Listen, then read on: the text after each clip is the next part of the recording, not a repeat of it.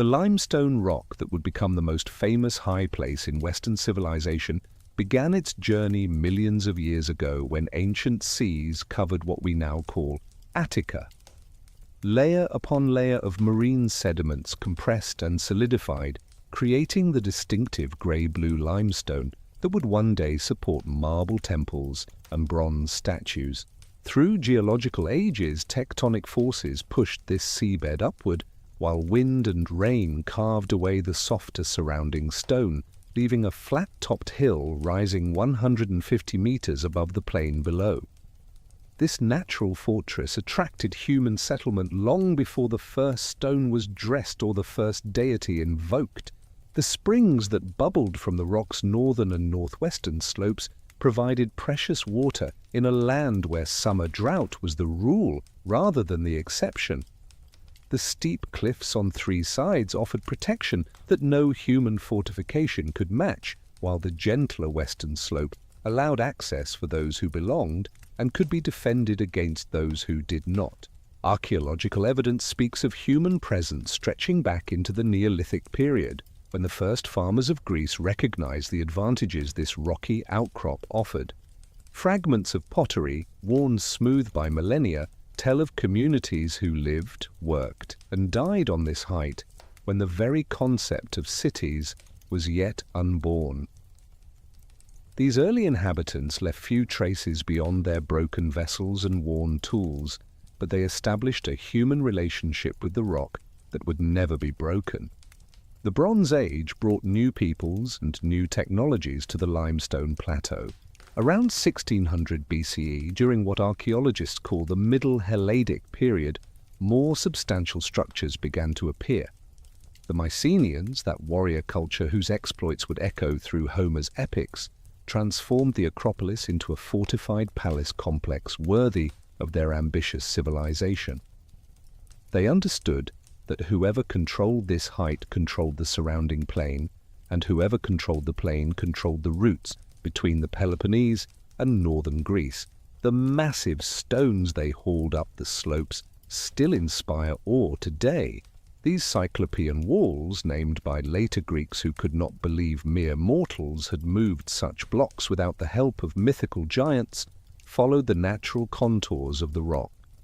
The builders created a circuit of fortifications that enhanced rather than replaced the natural defenses, showing a sophisticated understanding of both engineering and tactical necessity. Some of these blocks weigh several tons, yet they were fitted together with such precision that even today, more than 3,000 years later, many sections remain standing. Within these walls, the Mycenaean rulers, whom later tradition would call kings, built their palace complex. The megaron, that distinctive architectural form with its central hearth and throne room, dominated the highest point of the rock. Here, the one-axe, as the Linear B tablets call the ruler, held court and performed the ceremonies that bound together the political and religious life of the community. The archaeology reveals storage rooms filled with great pithoi, ceramic jars that held oil, wine, and grain, the wealth of an agricultural society that had learned to accumulate surplus and transform it into power. The evidence suggests that by the 13th century BCE, the Acropolis had become not just a fortress, but a sacred space. A temple or shrine seems to have existed near where the later Parthenon would stand, though its exact nature remains debated among scholars. What seems clear is that the rock had already begun its transformation from purely military stronghold to religious center, a process that would define its character for the next 3 millennia. The collapse of Mycenaean civilization around 1200 BCE brought darkness and confusion, but it did not sever the sacred connection between the Athenians and their high rock. Even as the palace culture crumbled and the art of writing was lost, even as population declined and trade networks failed, the Acropolis retained its special status. The sub-Mycenaean and proto-geometric periods, those centuries we call the Greek Dark Ages, saw continued activity on the summit, though now it was primarily religious rather than residential. It was during these obscure centuries that mythology began to weave its web around the limestone cliffs. The story of the contest between Athena and Poseidon for the patronage of Athens became the founding myth that explained why this particular goddess protected this particular city. According to the tale that every Athenian child learned, the gods had agreed that whichever deity gave the most useful gift to the city would become its patron. Poseidon struck the rock with his trident, and a spring of salt water gushed forth, a symbol of naval power and dominion over the seas. But Athena planted an olive tree providing food, oil, and wood, the foundations of civilized life. The citizens chose Athena's gift, and the goddess took the city under her protection. The physical features of the Acropolis were woven into this mythological narrative. The marks of Poseidon's trident could be seen in the fissures of the rock. The sacred olive tree which Athena had caused to sprout was tended with religious devotion on the summit. Even the salt spring, Poseidon's rejected gift, remained a sacred spot, a reminder of divine interest in this particular place. These stories transformed geological features into theological truths, making the very stones witnesses to divine intervention in human affairs. Another layer of mythology concerned the early kings of Athens, those half-serpent, half-human figures who embodied the autochthonous nature of Athenian identity. Cecrops, the first king, was said to have been born from the earth itself, sprouting from the soil of Attica with his serpent tail marking his earthly origins. He had witnessed the contest between the gods and cast the deciding vote for Athena. His tomb was shown on the Acropolis, though its exact location shifted with changing religious and political needs. Erechtheus, another serpent king, became particularly important to Athenian identity. Born from the seed of Hephaestus that fell upon the earth when the smith god attempted to embrace Athena, Erechtheus was raised by the goddess herself. He became king and was eventually transformed into the sacred serpent that guarded the Acropolis. His cult would persist throughout antiquity, and his name would be preserved in the Erechtheion, one of the most sacred buildings on the summit. These mythological associations transformed the Acropolis from a mere defensive position into a sacred landscape where every stone and spring had religious significance. The Pelasgian walls, those pre-Greek fortifications that later Athenians attributed to the mysterious Pelasgians, became part of this sacred geography. Though modern archaeology suggests these walls were actually Mycenaean, the Athenians preferred their mythological explanation, which connected them to the deep past and distinguished them from other Greek cities. The 8th century BCE saw Athens emerging from the Dark Ages with renewed vigor and growing ambition. The city below the Acropolis expanded, and the old Mycenaean fortifications were repaired and enhanced. The sacred functions of the summit became more formalized, with specific areas designated for different cults and ceremonies. The rock was no longer a residence for rulers, but had become exclusively a sacred precinct, a home for gods rather than mortals. The first temples of this period were modest structures built of mud brick and timber with terracotta decorations. Yet they represented a crucial development in Greek religious architecture, the beginning of the tradition that would culminate in the Periclean building program. These early temples were not merely shelters for cult statues, but statements of community identity and wealth. Each improvement, each renovation, each new dedication added another layer to the sacred character of the place. The geometric pottery of this period, with its distinctive patterns and funeral scenes, speaks of a society becoming more complex and hierarchical. The aristocratic families who dominated Athens began to compete through religious dedications, offering bronze tripods, marble statues, and other precious objects to win divine favor and social prestige. The Acropolis became a treasury of such offerings, each one a prayer frozen in metal or stone. The 7th century brought increased contact with the wider Mediterranean world. Eastern influences appeared in art and architecture, as the geometric style gave way to the Orientalizing period, fantastic creatures, lions and sphinxes began to appear in Athenian art, and the Acropolis dedications reflected this cosmopolitan trend. Trade with Egypt, the Levant, and Asia Minor brought new ideas and new wealth, both of which found expression on the sacred rock. The political evolution of Athens also centered on the Acropolis. The transition from monarchy to aristocracy to the eventual democracy all played out with the sacred rock as backdrop and sometimes as stage. The Areopagus, the hill just northwest of the Acropolis where the aristocratic council met, took its name from Ares, but its proximity to Athena's rock was no accident. Political and religious authority were intertwined, and both looked to the Acropolis as their ultimate source of legitimacy. By 600 BCE, Athens had become one of the major cities of Greece, and the Acropolis had evolved into one of the most important religious centers in the Greek world. The old Mycenaean walls still stood, patched and reinforced by generations of builders. The summit was crowded with temples, treasuries, and votive offerings. The sacred olive tree of Athena still grew near the spot where it had supposedly first sprouted, and the marks of Poseidon's trident were still pointed out to visitors. The limestone rock had witnessed the rise and fall of the Mycenaean palace culture, survived the darkness that followed, and emerged as the sacred heart of a growing city-state.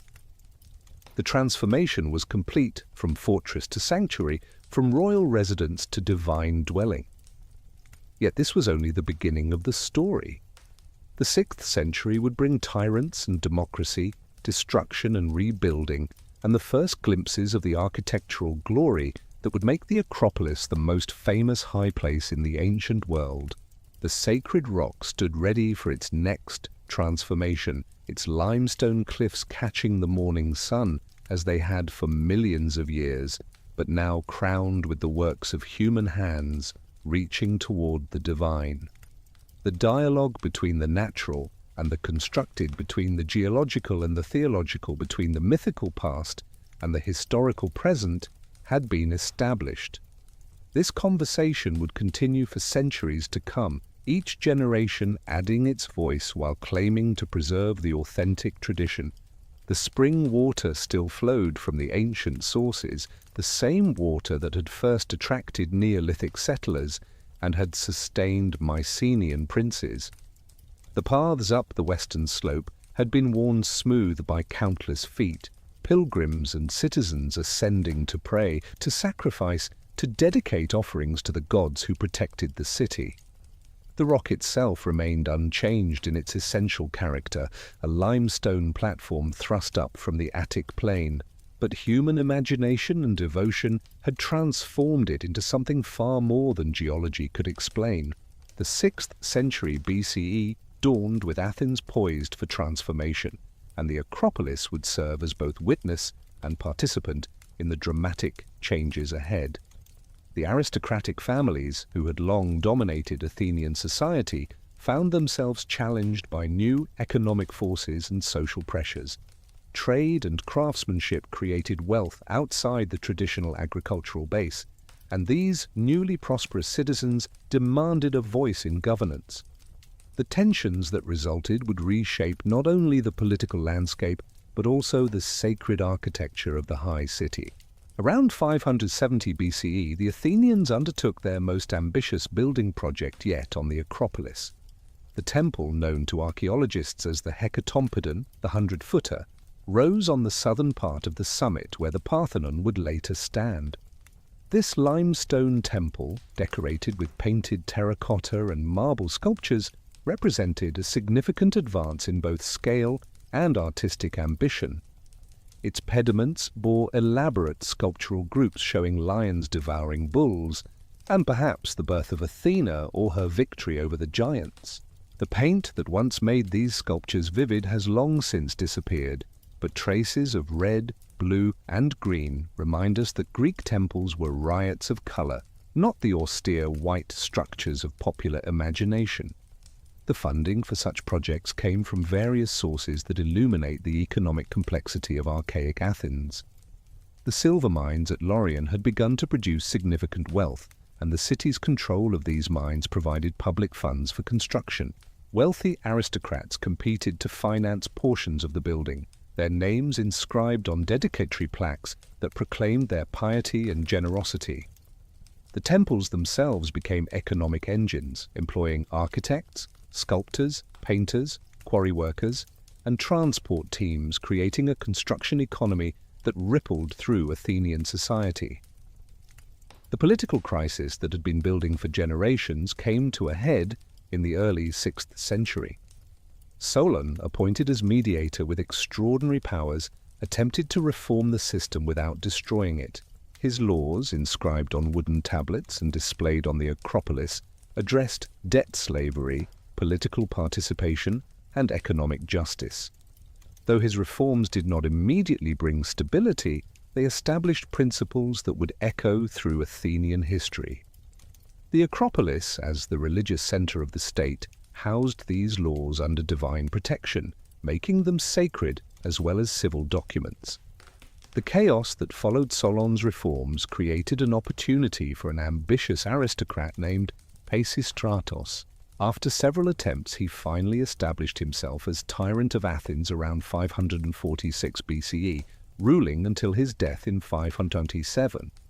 The word tyrant in ancient Greek did not carry the wholly negative connotations it does today.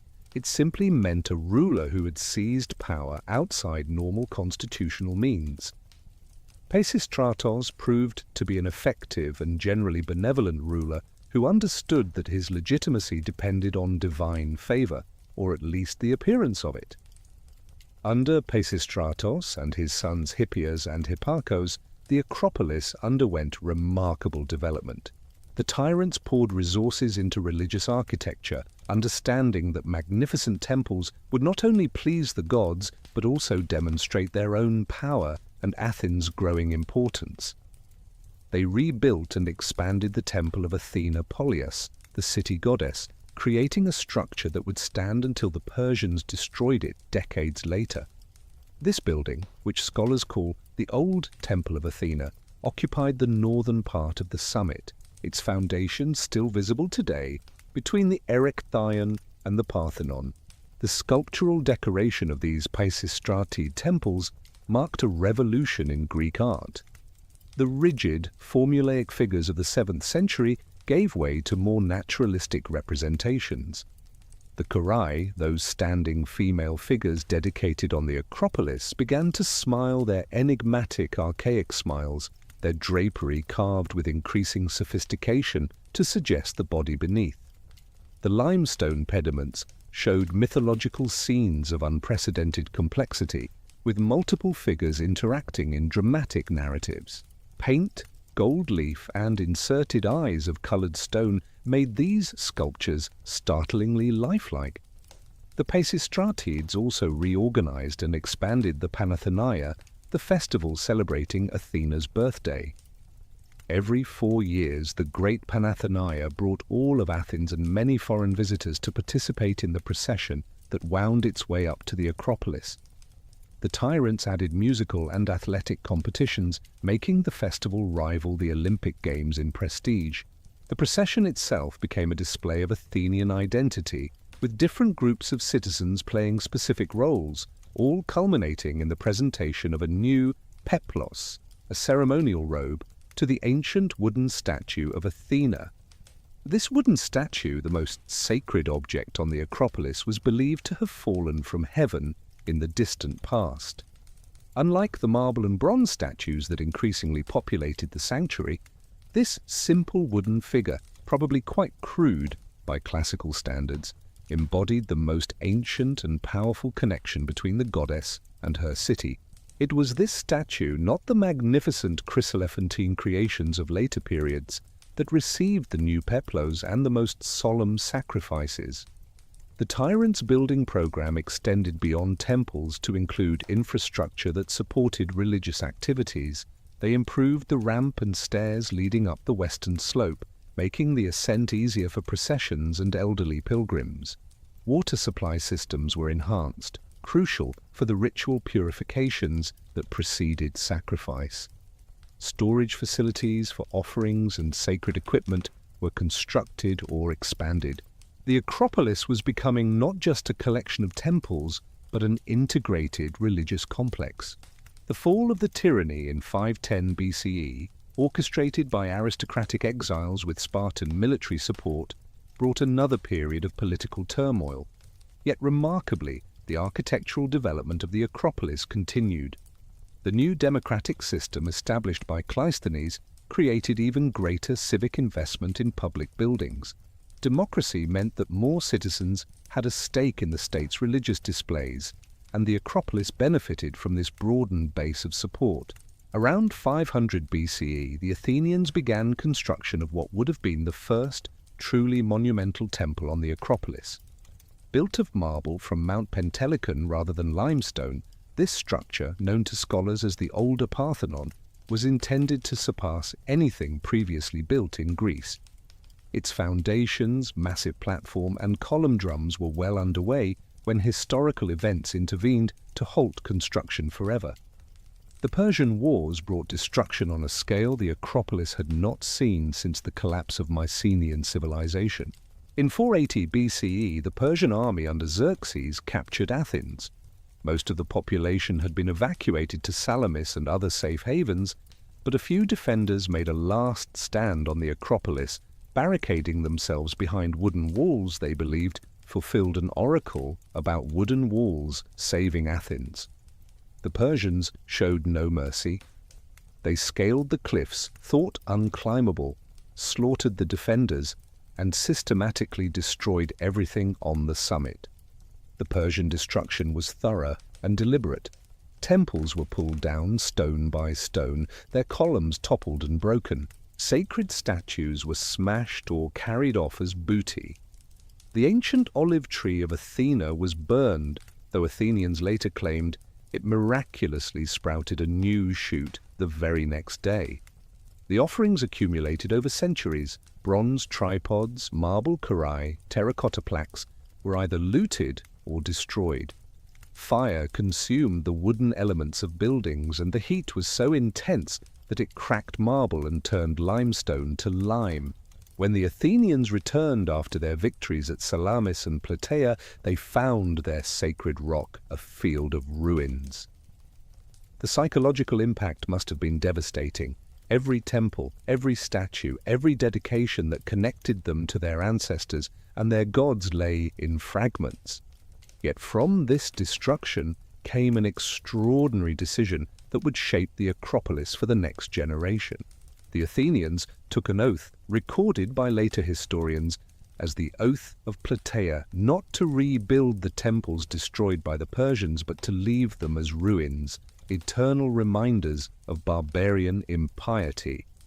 Whether this oath was actually taken, or was a later invention to explain the delay in rebuilding, remains debated. What is certain is that for 30 years the Acropolis remained largely a ruin. The Athenians did not abandon religious practice there. They built temporary shelters for the most important cults and continued their festivals and sacrifices. But the magnificent temples were not rebuilt. Instead, something remarkable happened. The Athenians gathered the broken sculptures, the toppled columns, the architectural fragments, and buried them carefully on the Acropolis itself. This burial, which archaeologists call the Perseschut, or Persian debris, was both practical and religious. The broken dedications were sacred property that could not simply be discarded, yet they could not be restored to use. By burying them within the sacred precinct, the Athenians kept them on consecrated ground while clearing space for future construction. These buried treasures, discovered by archaeologists in the 19th century, provide our best evidence for archaic Greek sculpture, preserved by their burial from centuries of weathering and destruction. The careful treatment of this debris reveals important aspects of Greek religious thought. Even broken and burned, these objects retained their sacred character. A dedication to a god remained the god's property forever, regardless of its condition. The burial pits were not random dumps, but carefully arranged deposits. Large architectural members were used to create retaining walls. Smaller sculptures were packed together, sometimes with remarkable care to prevent further damage. The earth that covered them was not mere fill, but part of the sacred soil of the Acropolis itself. Among the buried treasures were the magnificent archaic Korai, those standing female figures whose elaborate drapery and enigmatic smiles embody the artistic achievements of the 6th century. Each one was an individual dedication offered by a wealthy family or successful merchant to win Athena's favor. Their names, when preserved, tell stories of international connections and cosmopolitan Athens. One was dedicated by Nearchos, a potter, showing that craftsmen as well as aristocrats could afford such offerings. Another bears an inscription in Ionic dialect, suggesting a dedicator from Asia Minor. The architectural fragments told their own story of artistic evolution and ambition. Pieces of limestone pediments showed how sculptors had progressed from simple compositions to complex multi-figure scenes. Fragments of the older Parthenon's marble columns and entablature revealed the scale of what had been planned before the Persians came. Roof tiles, painted terracotta decorations, bronze fittings, all testified to the splendor that had been lost. Themistocles, the architect of victory at Salamis, had different priorities than temple reconstruction. He convinced the Athenians to build walls around their city and to fortify the Piraeus, the port that would be the foundation of Athenian naval power. The Spartans, alarmed at Athenian fortification, protested, but Themistocles outmaneuvered them diplomatically while the walls rose with remarkable speed. In these walls, built in haste, appeared column drums and architrave blocks from the destroyed temples, their sacred stone now serving a defensive purpose. This reuse of sacred architectural elements in defensive walls was both practical and symbolic. Practically, it provided ready-cut stone for rapid construction. Symbolically, it made the walls themselves sacred, protected by the same divine power that had inhabited the temples. Some scholars see this as a violation of religious principle, but the Athenians may have viewed it as extending divine protection to their entire city. The walls became a temple turned inside out, enclosing the whole community in sacred space. The debate over whether to rebuild on the Acropolis reflected deeper tensions in Athenian society. Conservatives, led by Cimon, son of Miltiades, favored traditional approaches and cooperation with Sparta. Radicals, eventually led by Pericles, pushed for fuller democracy and confrontation with Sparta. The Acropolis became one arena for this political contest. Cimon used his wealth to beautify the sanctuary with new walls and plantings, creating the park-like setting that would frame later construction. His opponents criticized such expenditures as aristocratic display. The period between the Persian destruction and the Periclean building program was not static. The Athenians continued to dedicate offerings on the Acropolis, though now they stood among ruins rather than in finished temples. Bronze statues replaced marble ones, being both more valuable and more easily recycled if political or religious attitudes changed. The colossal bronze Athena Promachos, created by Phidias from Persian spoils, dominated the approach to the summit, visible to sailors far out at sea. The theological implications of the Persian destruction ran deep. How could the gods have allowed their temples to be destroyed?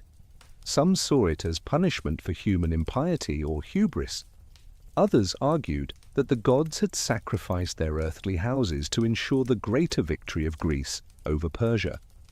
The ruins themselves became theological statements, testifying both to divine absence and divine presence, to destruction and preservation, to ending and beginning. The accumulated wealth from the Delian League, originally established to prevent future Persian attacks, began to flow into Athens. The treasury was moved from Delos to the Acropolis in 454 BCE, ostensibly for security, but actually to be more readily available for Athenian use. This wealth would soon transform the ruins into the most magnificent architectural complex in the Greek world.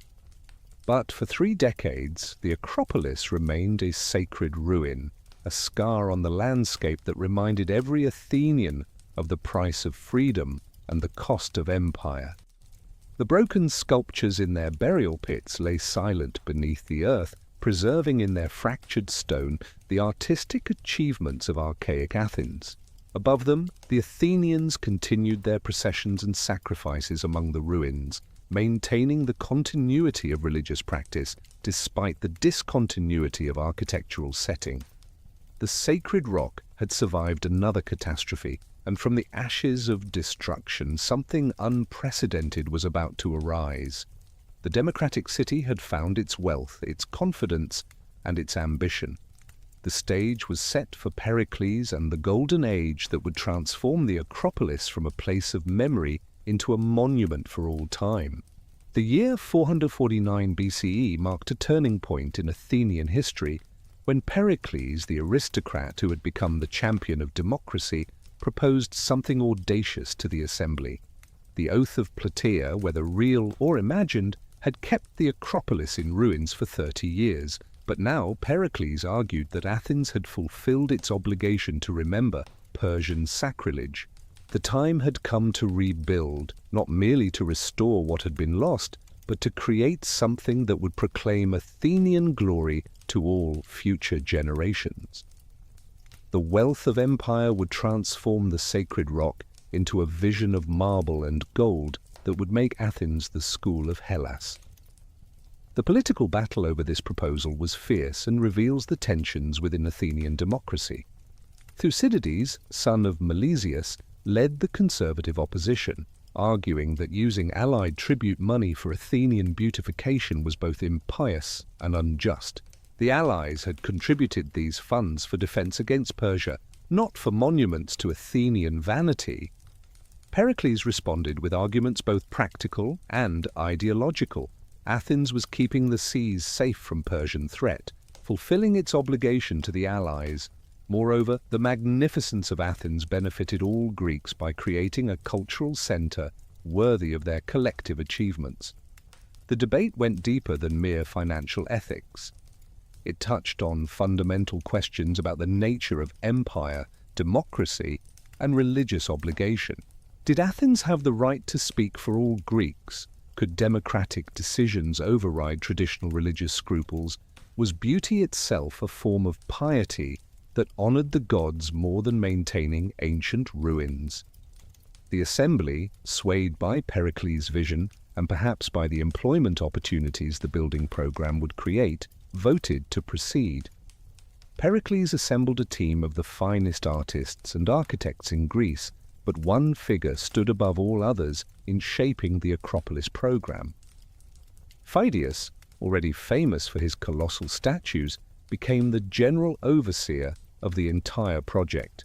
His artistic vision would unify the various buildings and sculptural programs into a coherent theological and aesthetic statement. Under his direction, the Acropolis would become not just a collection of beautiful buildings, but an integrated work of art on an urban scale. The Parthenon came first, rising on the southern portion of the summit where earlier temples had stood.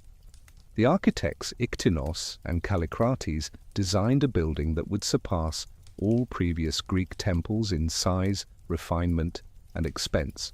The foundation of the older Parthenon, begun before the Persian Wars, was enlarged and modified to support a structure of unprecedented ambition. Every dimension, every proportion, every detail was calculated to create an impression of perfect harmony while actually employing subtle variations that prevented mechanical rigidity. The workforce that assembled to build the Parthenon represented a cross-section of Athenian society and the broader Greek world. Citizens, metics, resident foreigners, and slaves worked side by side, though in different capacities and for different compensation. The citizen supervisors received a public salary, establishing their work as civic service rather than mere labor. Skilled craftsmen, many of them metics from other Greek cities, brought specialized knowledge of stone carving, metal working, and painting. Slaves, both public and private, provided much of the heavy labor, though they too could possess specialized skills. The accounts inscribed on stone and fragments that survive provide remarkable insight into the economic complexity of the project. Payment records list workers by name and task, showing that a skilled craftsman earned the same daily wage regardless of legal status. The democracy of the workplace, where excellence mattered more than citizenship, reflected Athenian ideological commitments while also ensuring the highest quality work. These inscriptions also reveal the international nature of the workforce, with names suggesting origins from across the Greek world. The marble came from Mount Pentelicon, 16 kilometers from Athens, where new quarries were opened specifically for the Acropolis projects. The logistics of quarrying, transporting, and lifting these massive blocks required engineering skills that pushed ancient technology to its limits. Each column drum weighed several tons, and the blocks of the architrave even more. Special reinforced wagons pulled by teams of oxen brought the marble down from the mountain, a journey that could take days for a single block. At the Acropolis, a system of ramps and cranes, powered by human muscle and mechanical advantage, raised the stones to their final positions. The precision of the construction remains astounding even by modern standards. The columns were not simple cylinders but had a subtle swelling called entasis that prevented them from appearing concave to the human eye. The platform on which the temple sits curves upward slightly, another optical refinement that creates an impression of perfect horizontality while actually deviating from it. The columns lean inward imperceptibly and, if extended upward, would meet at a point thousands of meters above the temple. These refinements, invisible to casual observation but crucial to the building's visual effect, required mathematical sophistication and exceptional craftsmanship. The sculptural program of the Parthenon, designed by Phidias and executed by teams of sculptors, told multiple stories simultaneously. The metopes, square panels above the columns, depicted mythological battles that served as metaphors for historical conflicts. The battle between Lapiths and centaurs represented civilization triumphing over barbarism. The Amazonomachi showed Greeks defeating Eastern invaders. The Gigantomachy portrayed the Olympian gods establishing cosmic order. The Trojan War, the archetypal conflict between East and West, completed the cycle. Each panel was a masterpiece of composition, fitting complex action into a confined space. The pediments, the triangular spaces at each end of the temple, contained the most important sculptural compositions. The east pediment showed the birth of Athena, springing fully armed from the head of Zeus, while the other gods watched in amazement. The west pediment depicted the contest between Athena and Poseidon for the patronage of Athens. These massive compositions, with figures up to 3 meters tall, achieved a naturalism that had never been seen before in architectural sculpture. The drapery seemed wet, clinging to bodies that appeared to breathe. Horses reared with anatomical precision, and the gods displayed individual personalities through pose and expression. The most innovative element of the Parthenon's decoration was the continuous frieze that ran around the inner building, the cella. This band, over 160 meters long, depicted the Panathenaic procession, the religious ceremony that was the heart of Athenian civic identity. Here was something unprecedented in Greek temple decoration, mortal Athenians appearing on a temple, their idealized forms processing eternally toward the gods.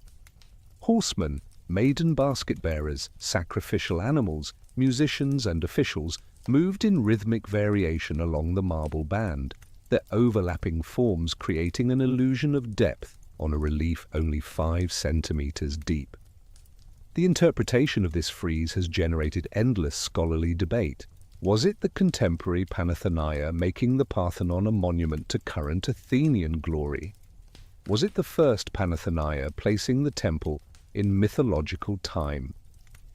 Some scholars see references to the Marathon dead, heroized in marble, as they processed toward divine status. Others read political messages with certain figures representing Pericles and his circle. The ambiguity may be intentional, allowing multiple meanings to coexist in the same marble narrative. Inside the Parthenon stood the reason for the building's existence, the chryselephantine statue of Athena Parthenos. This colossal figure, standing nearly 12 meters tall, was Phidias's masterpiece, though it survives today only in small copies and literary descriptions. The goddess stood in full armor, her flesh rendered in ivory, her drapery and armor in gold. The gold alone, weighing approximately 44 talents, represented a significant portion of Athens's treasury, and it was designed to be removable in case of financial emergency. The statue was not merely large but theologically complex. Athena held a statue of Nike, victory, in her outstretched right hand, making the goddess herself the bearer of victory to Athens. Her shield depicted another Amazonomachy on the outside and a Gigantomachy on the inside, repeating the themes of the architectural sculpture. Her sandals showed a Centauromachy, and even the base depicted the birth of Pandora, the first woman. Every surface carried meaning, creating a theological encyclopedia in ivory and gold. The engineering required to create and maintain such a statue pushed ancient technology to its limits. The ivory had to be kept from cracking in the dry Attic air, probably through regular applications of oil. The gold had to be secured yet removable. The wooden core structure had to support immense weight while remaining stable. A shallow pool of water in front of the statue served both practical and aesthetic purposes, humidifying the air and creating reflections that made the goddess seem to shimmer with divine light. The Parthenon itself was an architectural paradox, simultaneously a temple and a treasury, a religious building and a political statement. Unlike most Greek temples, it had no altar in front for sacrifice.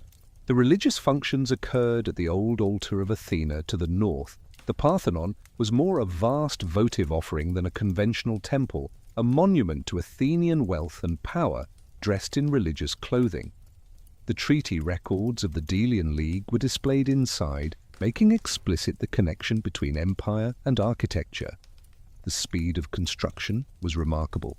Beginning in 447 BCE, the basic structure was complete by 438 when the statue was dedicated. The sculptural decoration continued until 432, but in just 15 years, the Athenians had created the most perfect building of the ancient world. The organization required for this achievement reveals the administrative sophistication of Athenian democracy. Multiple boards of supervisors, appointed annually, maintained continuity through careful record-keeping. Every expense was documented, every decision recorded, creating transparency that prevented corruption and ensured accountability. The Panathenaic festival, which had existed for centuries, took on new splendor with the completion of the Parthenon. The procession now moved toward a monument that embodied Athenian achievement. The presentation of the peplos to the ancient wooden statue of Athena gained additional meaning when performed in sight of the chryselephantine colossus.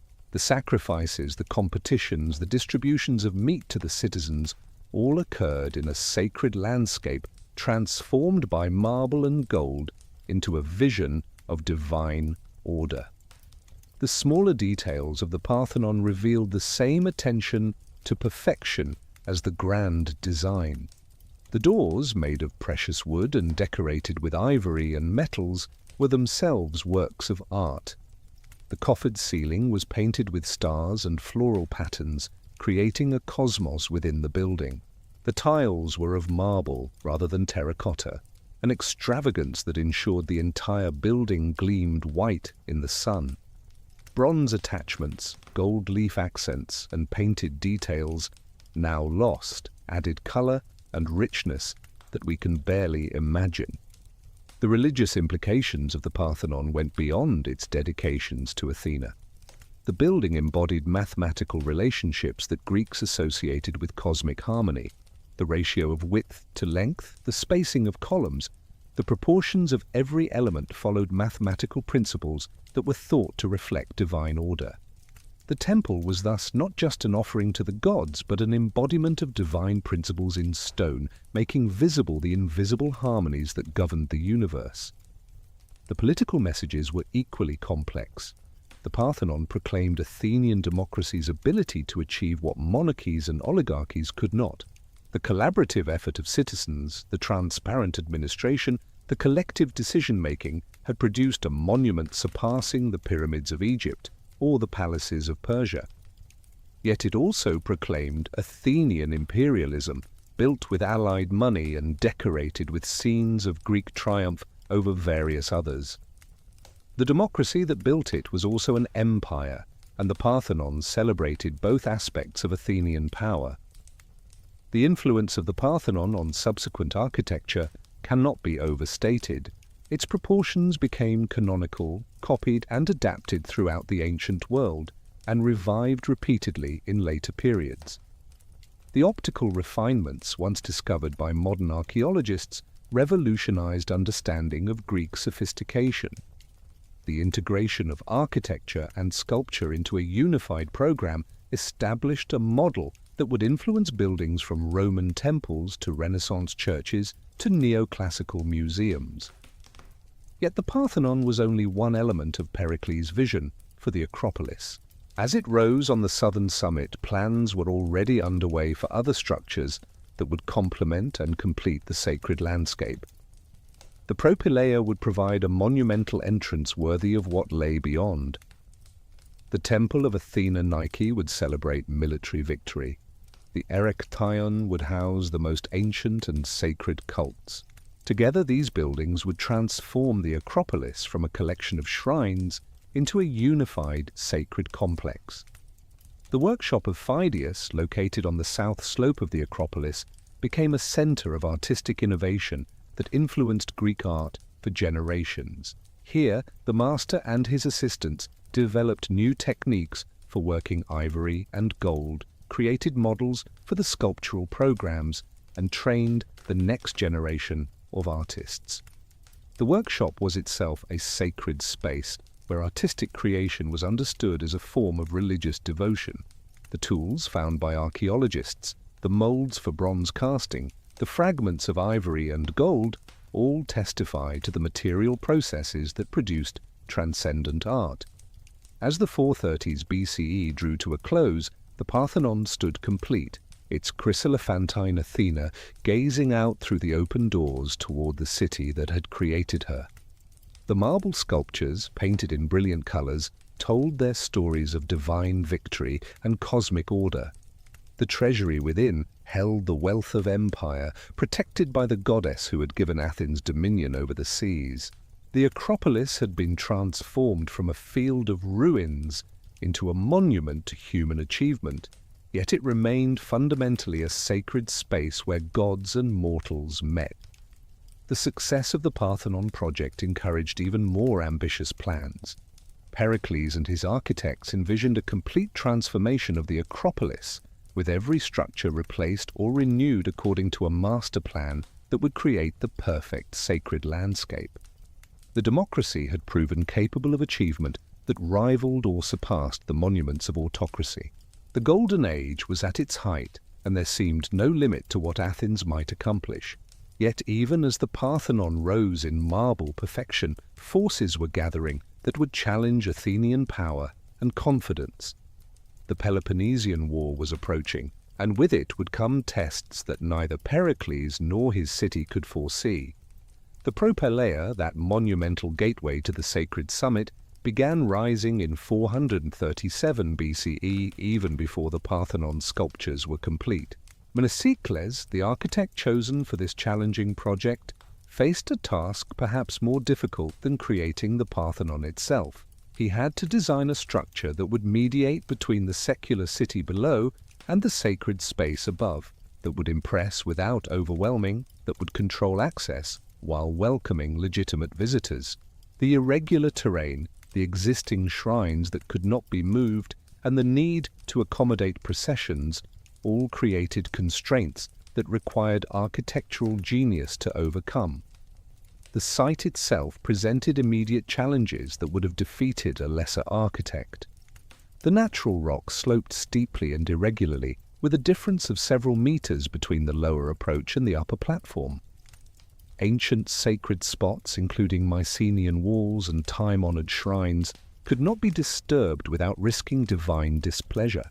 The Panathenaic procession needed a route wide enough for cattle, horses, and hundreds of participants, while daily visitors required more modest access. Mnesocles solved these problems with a design that appeared effortlessly elegant, while actually representing complex engineering. The central hall of the propylaea was conceived as a covered space that would prepare visitors psychologically for the sacred realm beyond. 6 Doric columns on the western facade created a rhythm that echoed the Parthenon while establishing its own identity. These columns supported a pediment that unusually was left without sculptural decoration, perhaps to avoid competing with the temples beyond. The depth of the colonnade created shadows that made the passage through it feel like a journey from light through darkness, back to light, a symbolic death and rebirth that prepared the soul for divine encounter. Inside, the ceiling reached heights unprecedented in Greek architecture, creating a vertical emphasis that lifted spirits and eyes upward. The coffered ceiling, painted blue with golden stars, created an artificial sky that merged imperceptibly with the real sky visible through the eastern opening. Ionic columns, slender and elegant, flanked the central passage, their different order signaling the transition from exterior to interior, from public to sacred. The combination of Doric and Ionic orders in a single building was innovative, establishing a precedent that would influence architecture for millennia. The engineering required to roof such a large span pushed Greek construction techniques to their limits. The marble beams supporting the ceiling were among the longest monolithic stones ever used in Greek architecture, some spanning over 6 meters. The weight they carried required exceptional quality stone and precise calculation of stress points. Iron clamps, invisible from below, provided additional support, one of the earliest uses of metal reinforcement in stone architecture. The entire structure balanced forces so precisely that it has survived earthquakes that toppled lesser buildings. The northern wing of the propylaea contained the Pinacotheca, a picture gallery that housed painted panels depicting mythological scenes and historical events. This was perhaps the world's first purpose-built art museum, a space designed specifically for the contemplation of images. The paintings on wooden panels have long since disappeared, but ancient sources describe scenes of epic battles, divine epiphanies, and portraits of heroes. Visitors could pause here, surrounded by artistic representations of divine and heroic action, preparing their minds for the sacred realities beyond. The southern wing, truncated and modified from Mnesocles' original plan, accommodated the bastion of Athena Nike, that projecting platform where the goddess of victory had been worshipped since archaic times.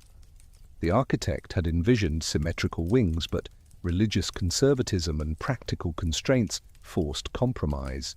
The bastion could not be moved, and its cult was too important to subordinate to architectural aesthetics. The resulting asymmetry, far from weakening the design, created a dynamic tension that made the building feel alive rather than mechanically perfect. The propylaea functioned as more than just an entrance. It was a filter that separated the worthy from the unworthy. Certain categories of people were forbidden entry to the Acropolis, those guilty of impiety, those under various forms of ritual pollution, and at times, depending on the festival, women or non-citizens. The building's design facilitated this filtering, with side passages allowing different groups to be directed appropriately. Guards stationed in the building could monitor access, while the architecture itself created natural control points. The temple of Athena Nike, perched on the bastion that projected from the south side of the propylaea, was architecture as theology made visible. This small, Ionic temple, designed by Callicrates, replaced earlier shrines on this spot, where Athena had been worshipped as bringer of victory since before the Persian Wars. The location was strategic as well as sacred. From here, one could see the sea where Athens' naval victories had secured its empire.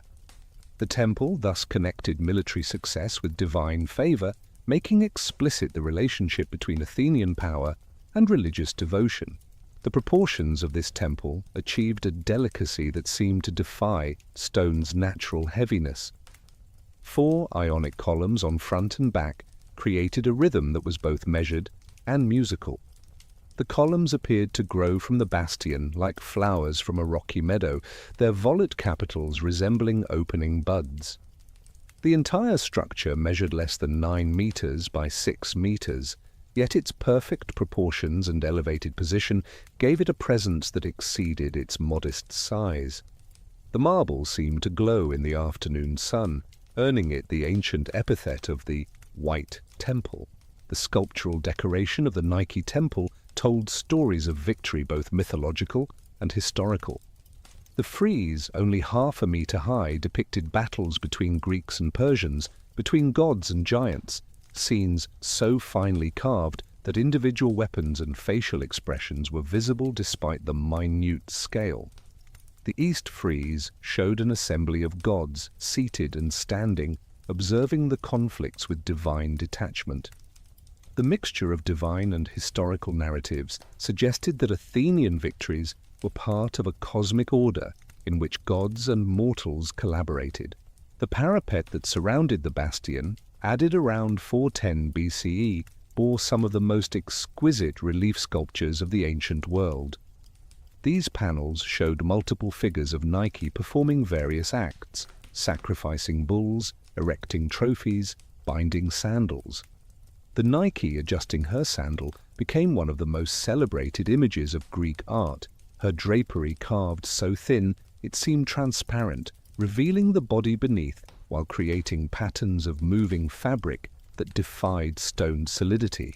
These winged victories seemed ready to take flight, held to the bastion only by the marble from which they were carved. The cult statue inside the temple, a wooden image of Athena, held a pomegranate in one hand and a helmet in the other, symbols of fertility and war united in a single goddess. This statue, unlike the colossal chryselephantine Athena of the Parthenon, was of human scale, approachable, almost intimate. Worshippers could stand close enough to see the details of carving, to leave small offerings at the statue's base, to whisper personal prayers that the grander Athena Parthenos might have been too awesome to receive. The Erechtheion, begun in 421 BCE, during a brief pause in the Peloponnesian War, presented the most complex architectural challenge on the Acropolis. This building had to accommodate multiple cults, preserve numerous sacred spots, and work around dramatically uneven terrain, all while creating a structure worthy of its prominent position. The architect, possibly Mnesicles or someone from his school, created a building that was radically asymmetrical, yet somehow achieved perfect balance, a structure that broke every rule of Greek temple design while remaining quintessentially Greek. The site of the Erechtheion was the most sacred ground on the Acropolis, loaded with mythological associations and ancient cult places that could not be moved or ignored. Here was the mark of Poseidon's trident strike, the salt spring that was his gift to Athens. Here grew the sacred olive tree of Athena, or at least its successor, sprouted from the roots after the Persians burned the original. Here were the tombs of Cecrops and Erechtheus, the snake kings of Athenian prehistory. Here was the spot where Zeus' thunderbolt had struck, ending Erechtheus's life and beginning his transformation into a divine guardian. The irregular terrain added another layer of complexity. The ground level varied by 3 meters from east to west, and the architect chose to embrace rather than fight this irregularity. The building exists on multiple levels connected by stairs and passages, creating an architectural journey that mirrors the mythological complexity of the site. The eastern portion, higher and more prominent, housed the ancient wooden statue of Athena Polias, the most sacred image on the Acropolis. The western portion, lower and more complex, accommodated the various other cults and sacred spots. The Erechtheians' most famous feature, the caryatid porch, remains one of the most photographed architectural elements in the world. 6 maiden figures carved in marble with extraordinary skill support the roof of the south porch on their heads. These are not columns shaped like women, but women performing the architectural function of columns, their drapery falling in flutes that echo traditional column design while remaining fundamentally organic. Each figure is slightly different, with individual faces, hairstyles, and stance, yet they work together in perfect harmony. The meaning of these caryatids has generated endless speculation. Were they mourners at the tomb of Cecrops, which lay beneath? Were they the daughters of Cecrops transformed into eternal guardians? Were they participants in some eternal ritual, bearing sacred objects on their heads? The ambiguity may be intentional, allowing multiple meanings to coexist. What seems clear is that they represent the intersection of the human and the architectural, the living and the stone, the mortal and the eternal. The interior of the Erechtheion was divided into multiple chambers, each serving different cults and purposes. The eastern chamber housed the ancient olive wood statue of Athena, adorned with the peplos presented at each Panathenea. This statue, unlike the chryselephantine colossus, was small enough to be carried in processions, ancient enough to transcend history, simple enough to seem authentically divine. Before it burned an eternal flame, tended by priestesses who ensured it never died. The western chambers were even more complex, accommodating the cults of Poseidon, Erechtheus, Hephaistos, and the hero Bautis. Each had its own altar, its own rituals, its own priests. The floor was left open in places to reveal the marks in the rock below, the physical evidence of divine intervention. The sacred snake of the Acropolis, believed to be Erechtheus in reptilian form, lived somewhere in these chambers, fed monthly with honey cakes. When the snake refused its food, it was taken as an omen of impending disaster. The north porch of the Erechtheion, with its monumental doorway, marked the spot where Poseidon's trident had struck.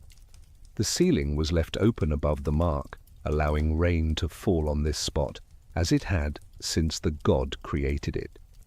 This architectural accommodation of natural elements was unprecedented in Greek temple design, which normally sought to exclude weather completely. Here, the building became a frame for the sacred landscape rather than a replacement for it. The Erechtheion's decoration, though less extensive than the Parthenon's, achieved extraordinary refinement. The architectural mouldings were carved with patterns of unprecedented delicacy, palmettes, lotuses, and bead and reel designs that seemed to breathe with organic life. Traces of paint and gilding show that these patterns were originally brilliant with color, creating a jewel-like effect. The contrast between the white marble and the dark Eleusinian limestone used for the frieze background created a dramatic visual effect that emphasized the sculptural decoration. Beyond these major buildings, the Acropolis contained numerous smaller shrines, altars, and sacred spaces that made the entire summit a religious landscape of extraordinary complexity. The sanctuary of Zeus Polios occupied the highest point of the rock, where the strange ritual of the Bouphonia was performed annually. In this ceremony, oxen were driven past an altar bearing grain offering. The first ox to eat the grain was immediately sacrificed, and the axe used was then tried for murder and thrown into the sea. This ancient ritual, whose meaning was obscure even to classical Athenians, preserved religious traditions that predated written history.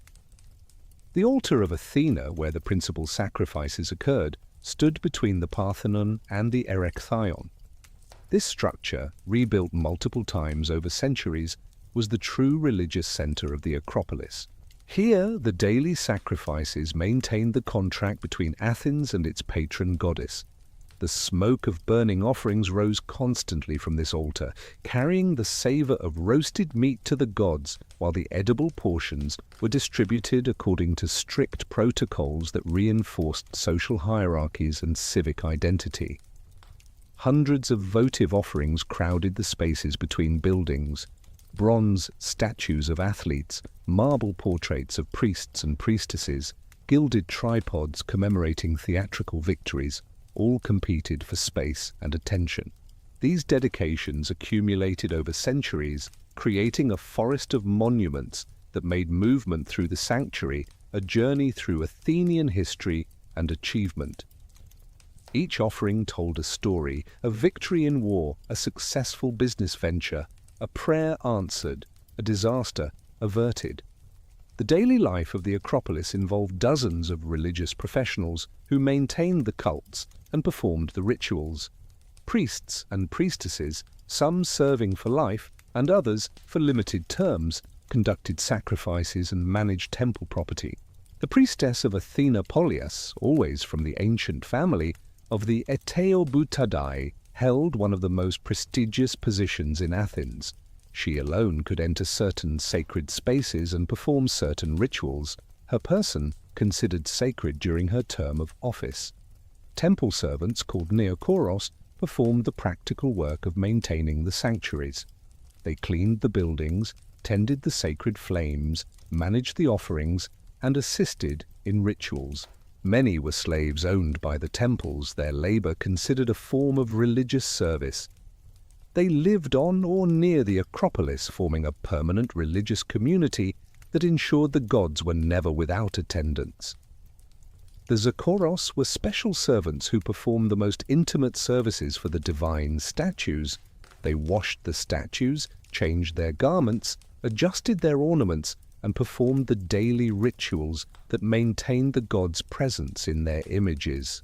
This work required both practical skill and religious knowledge, as mistakes in ritual could anger the gods and bring disaster to the city.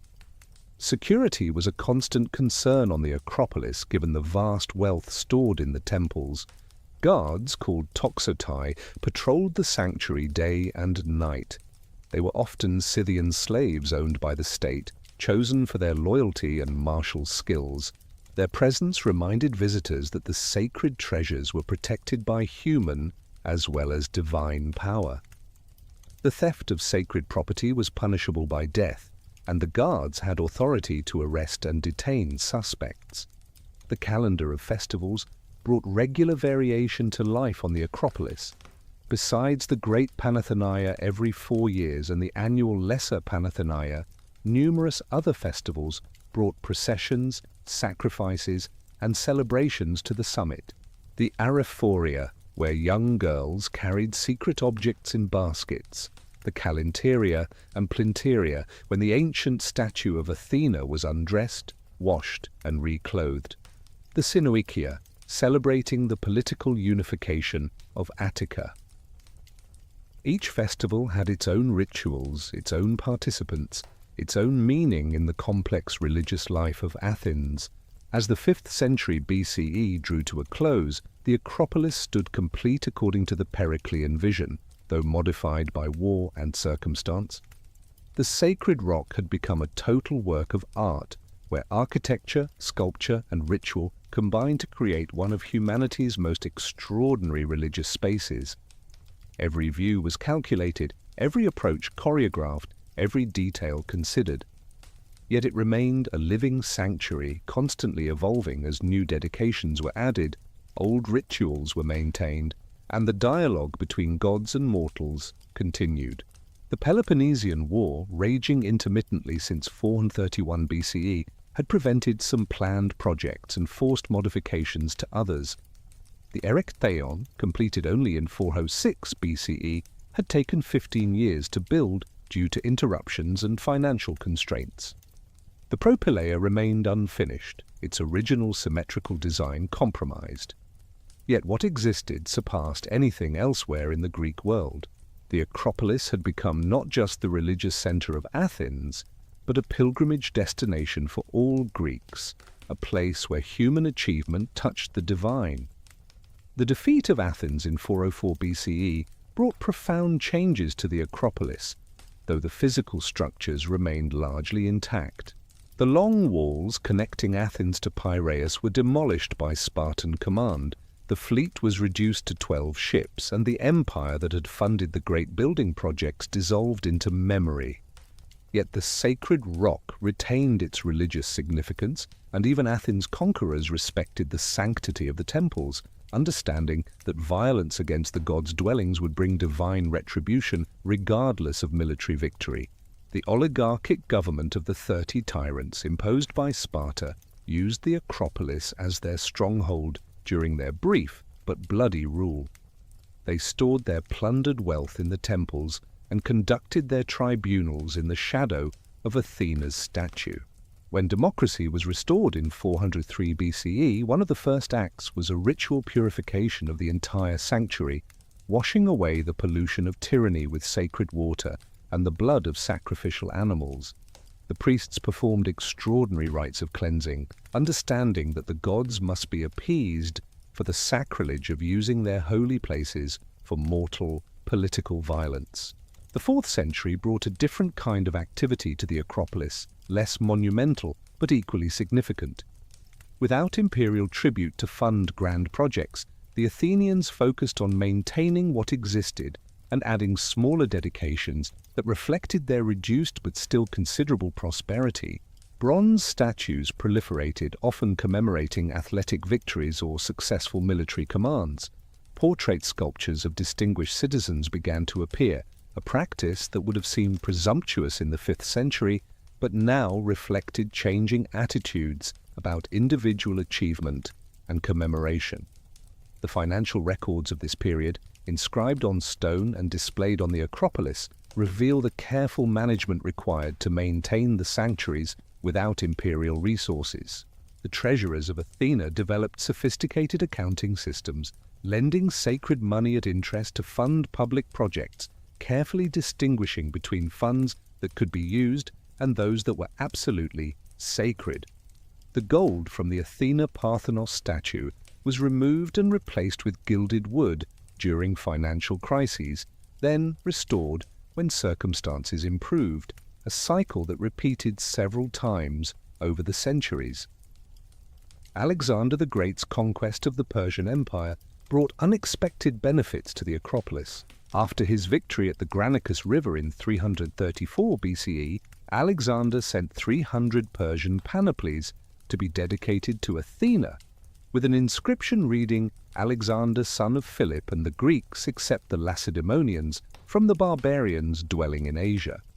But these shields were displayed on the architrave of the Parthenon, creating a visual link between the new Macedonian Empire and the old Athenian victories over Persia. The dedication was both honor and humiliation, recognizing Athenian cultural superiority while emphasizing Macedonian military dominance. The Hellenistic period, beginning after Alexander's death in 323 BCE, saw the Acropolis become a stage for the display of royal favor and competition between successor kingdoms. Hellenistic monarchs, understanding the cultural prestige of Athens, even as its political power waned, lavished gifts on the sanctuary. The Attalid kings of Pergamon were particularly generous, dedicating sculptures depicting their victories over the Gauls as parallels to the mythological battles already portrayed on the Acropolis. These dedications created visual analogies between contemporary events and mythic precedents, legitimizing new powers through association with ancient traditions. The most dramatic Hellenistic addition was a series of colossal sculptures placed on the south wall of the Acropolis, visible from great distances and proclaiming the generosity of their royal donors. Attalos then dedicated 4 groups of figures representing the battles of gods against giants, Greeks against Amazons, Athenians against Persians, and Pergamenes against Gauls. These sculptures, each about 2 meters tall, created a historical narrative that linked Pergamene victories to the cosmic and historical struggles depicted in the Parthenon's decorations. New architectural additions of this period were primarily functional rather than monumental. Stoas were constructed to shelter visitors and display votive offerings. The Chalkotheka, a bronze storage building, was erected to house the accumulating dedications of armor and weapons. These structures were built with respect for the classical buildings, positioned to complement rather than compete with the Periclean monuments. The Hellenistic architects understood they were working in a sacred museum as much as an active sanctuary. The religious practices on the Acropolis evolved during this period to accommodate new theological ideas while maintaining ancient traditions. Mystery cults gained influence, adding esoteric dimensions to public worship. The cult of Isis found a place on the slopes below the Acropolis, her priests creating syncretic connections between the Egyptian goddess and Athena. Philosophy schools developed theological interpretations of the traditional myths, seeing in the sculptures and rituals allegorical representations of cosmic truths rather than literal divine narratives. The Roman arrival in Greece, culminating in the destruction of Corinth in 146 BCE and the reduction of Greece to provincial status, might have meant disaster for the Acropolis. Instead, educated Romans' profound admiration for Greek culture, and particularly for Athens as its quintessential expression, ensured the sanctuary's preservation and even enhancement. Roman generals and administrators competed to show their cultivation through benefactions to Athenian temples, understanding that association with this cultural center enhanced their prestige back in Rome. Sulla's siege of Athens in 86 BCE, during the Mithridatic Wars, brought brief danger to the Acropolis. The Roman general, notorious for his ruthlessness, besieged the city for months, and when it fell, his soldiers looted widely. Yet even Sulla, who had shown no mercy to the population, hesitated before the temples. Whether from genuine religious fear or political calculation, he declared the Acropolis sacred and inviolate. Some portable treasures disappeared, but the buildings and major sculptures remained untouched. The late Republic and early Empire saw a remarkable phenomenon of Roman tourism to the Acropolis. Wealthy Romans included Athens in their educational tours, climbing the sacred rock to see the masterpieces they had studied in rhetoric and philosophy schools. Cicero walked these paths, contemplating the relationship between culture and power. Caesar visited, and was reportedly moved to tears by the statue of Alexander, reflecting on his own lesser achievements at the same age. These visits were both personal pilgrimages and political statements, associating Roman power with Greek cultural achievement. Augustus's relationship with the Acropolis was particularly significant, establishing patterns that would persist throughout the imperial period. After his victory at Actium in 31 BCE, Augustus presented himself as the restorer of order and tradition, roles that included patronage of ancient sanctuaries. He funded restoration of the Erechtheion, which had been damaged by fire, ensuring that work was done according to the original design rather than contemporary taste. This conservative approach to restoration reflected broader Augustan ideology about the value of tradition and the danger of innovation. The Temple of Roma and Augustus, built on the Acropolis east of the Parthenon, represented a crucial adaptation of the sacred space to imperial realities. This small circular building, modest in scale but prominent in position, housed the cult of the goddess Roma and the deified emperor.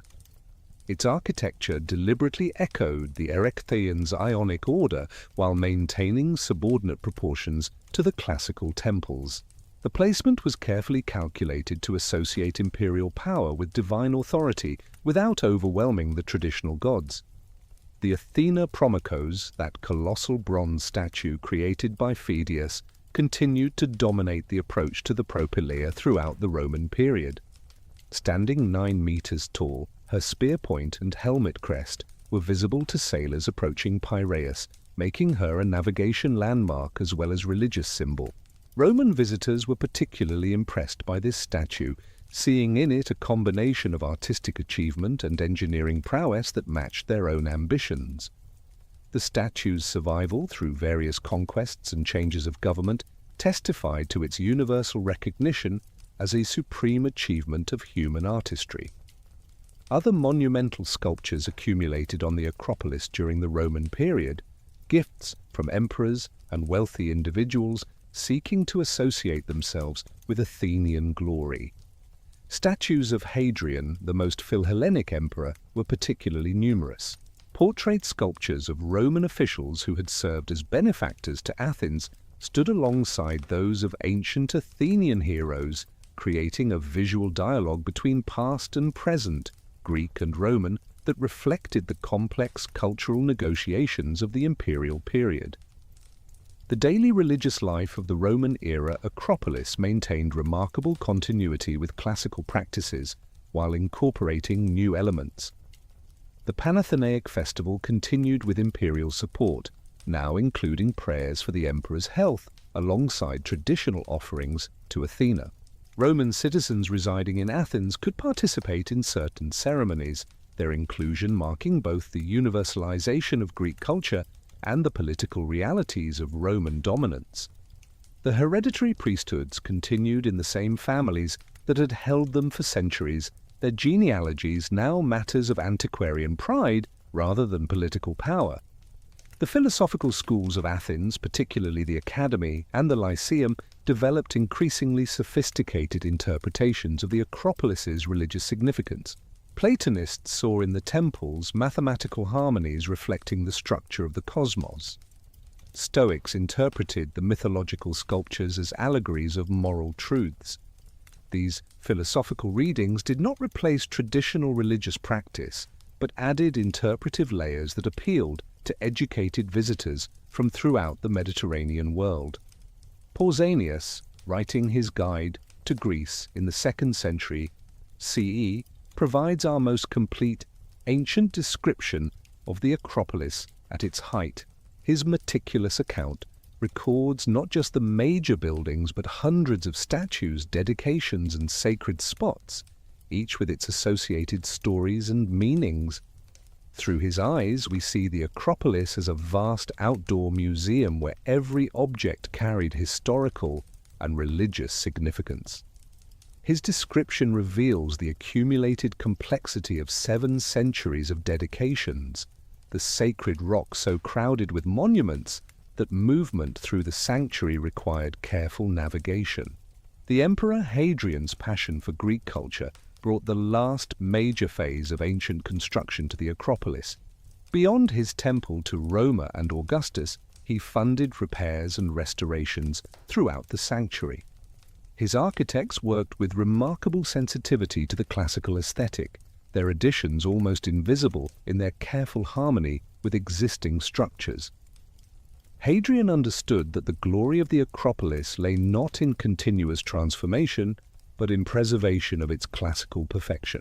The Herulian invasion of 267 CE marked the beginning of the Acropolis's transformation from living sanctuary to fortified monument. These Gothic raiders sacked the lower city, and though they did not capture the Acropolis itself, the trauma of the invasion changed Athenian attitudes toward their monuments. A new fortification wall was built using architectural members from buildings destroyed in the raid, including pieces from the Agora. The Acropolis became once again what it had been in the Bronze Age, a defensive refuge rather than purely a religious sanctuary. The rise of Christianity in the 4th century created new challenges for the Acropolis. As imperial support shifted from traditional cults to the new religion, funding for maintenance of the pagan temples decreased.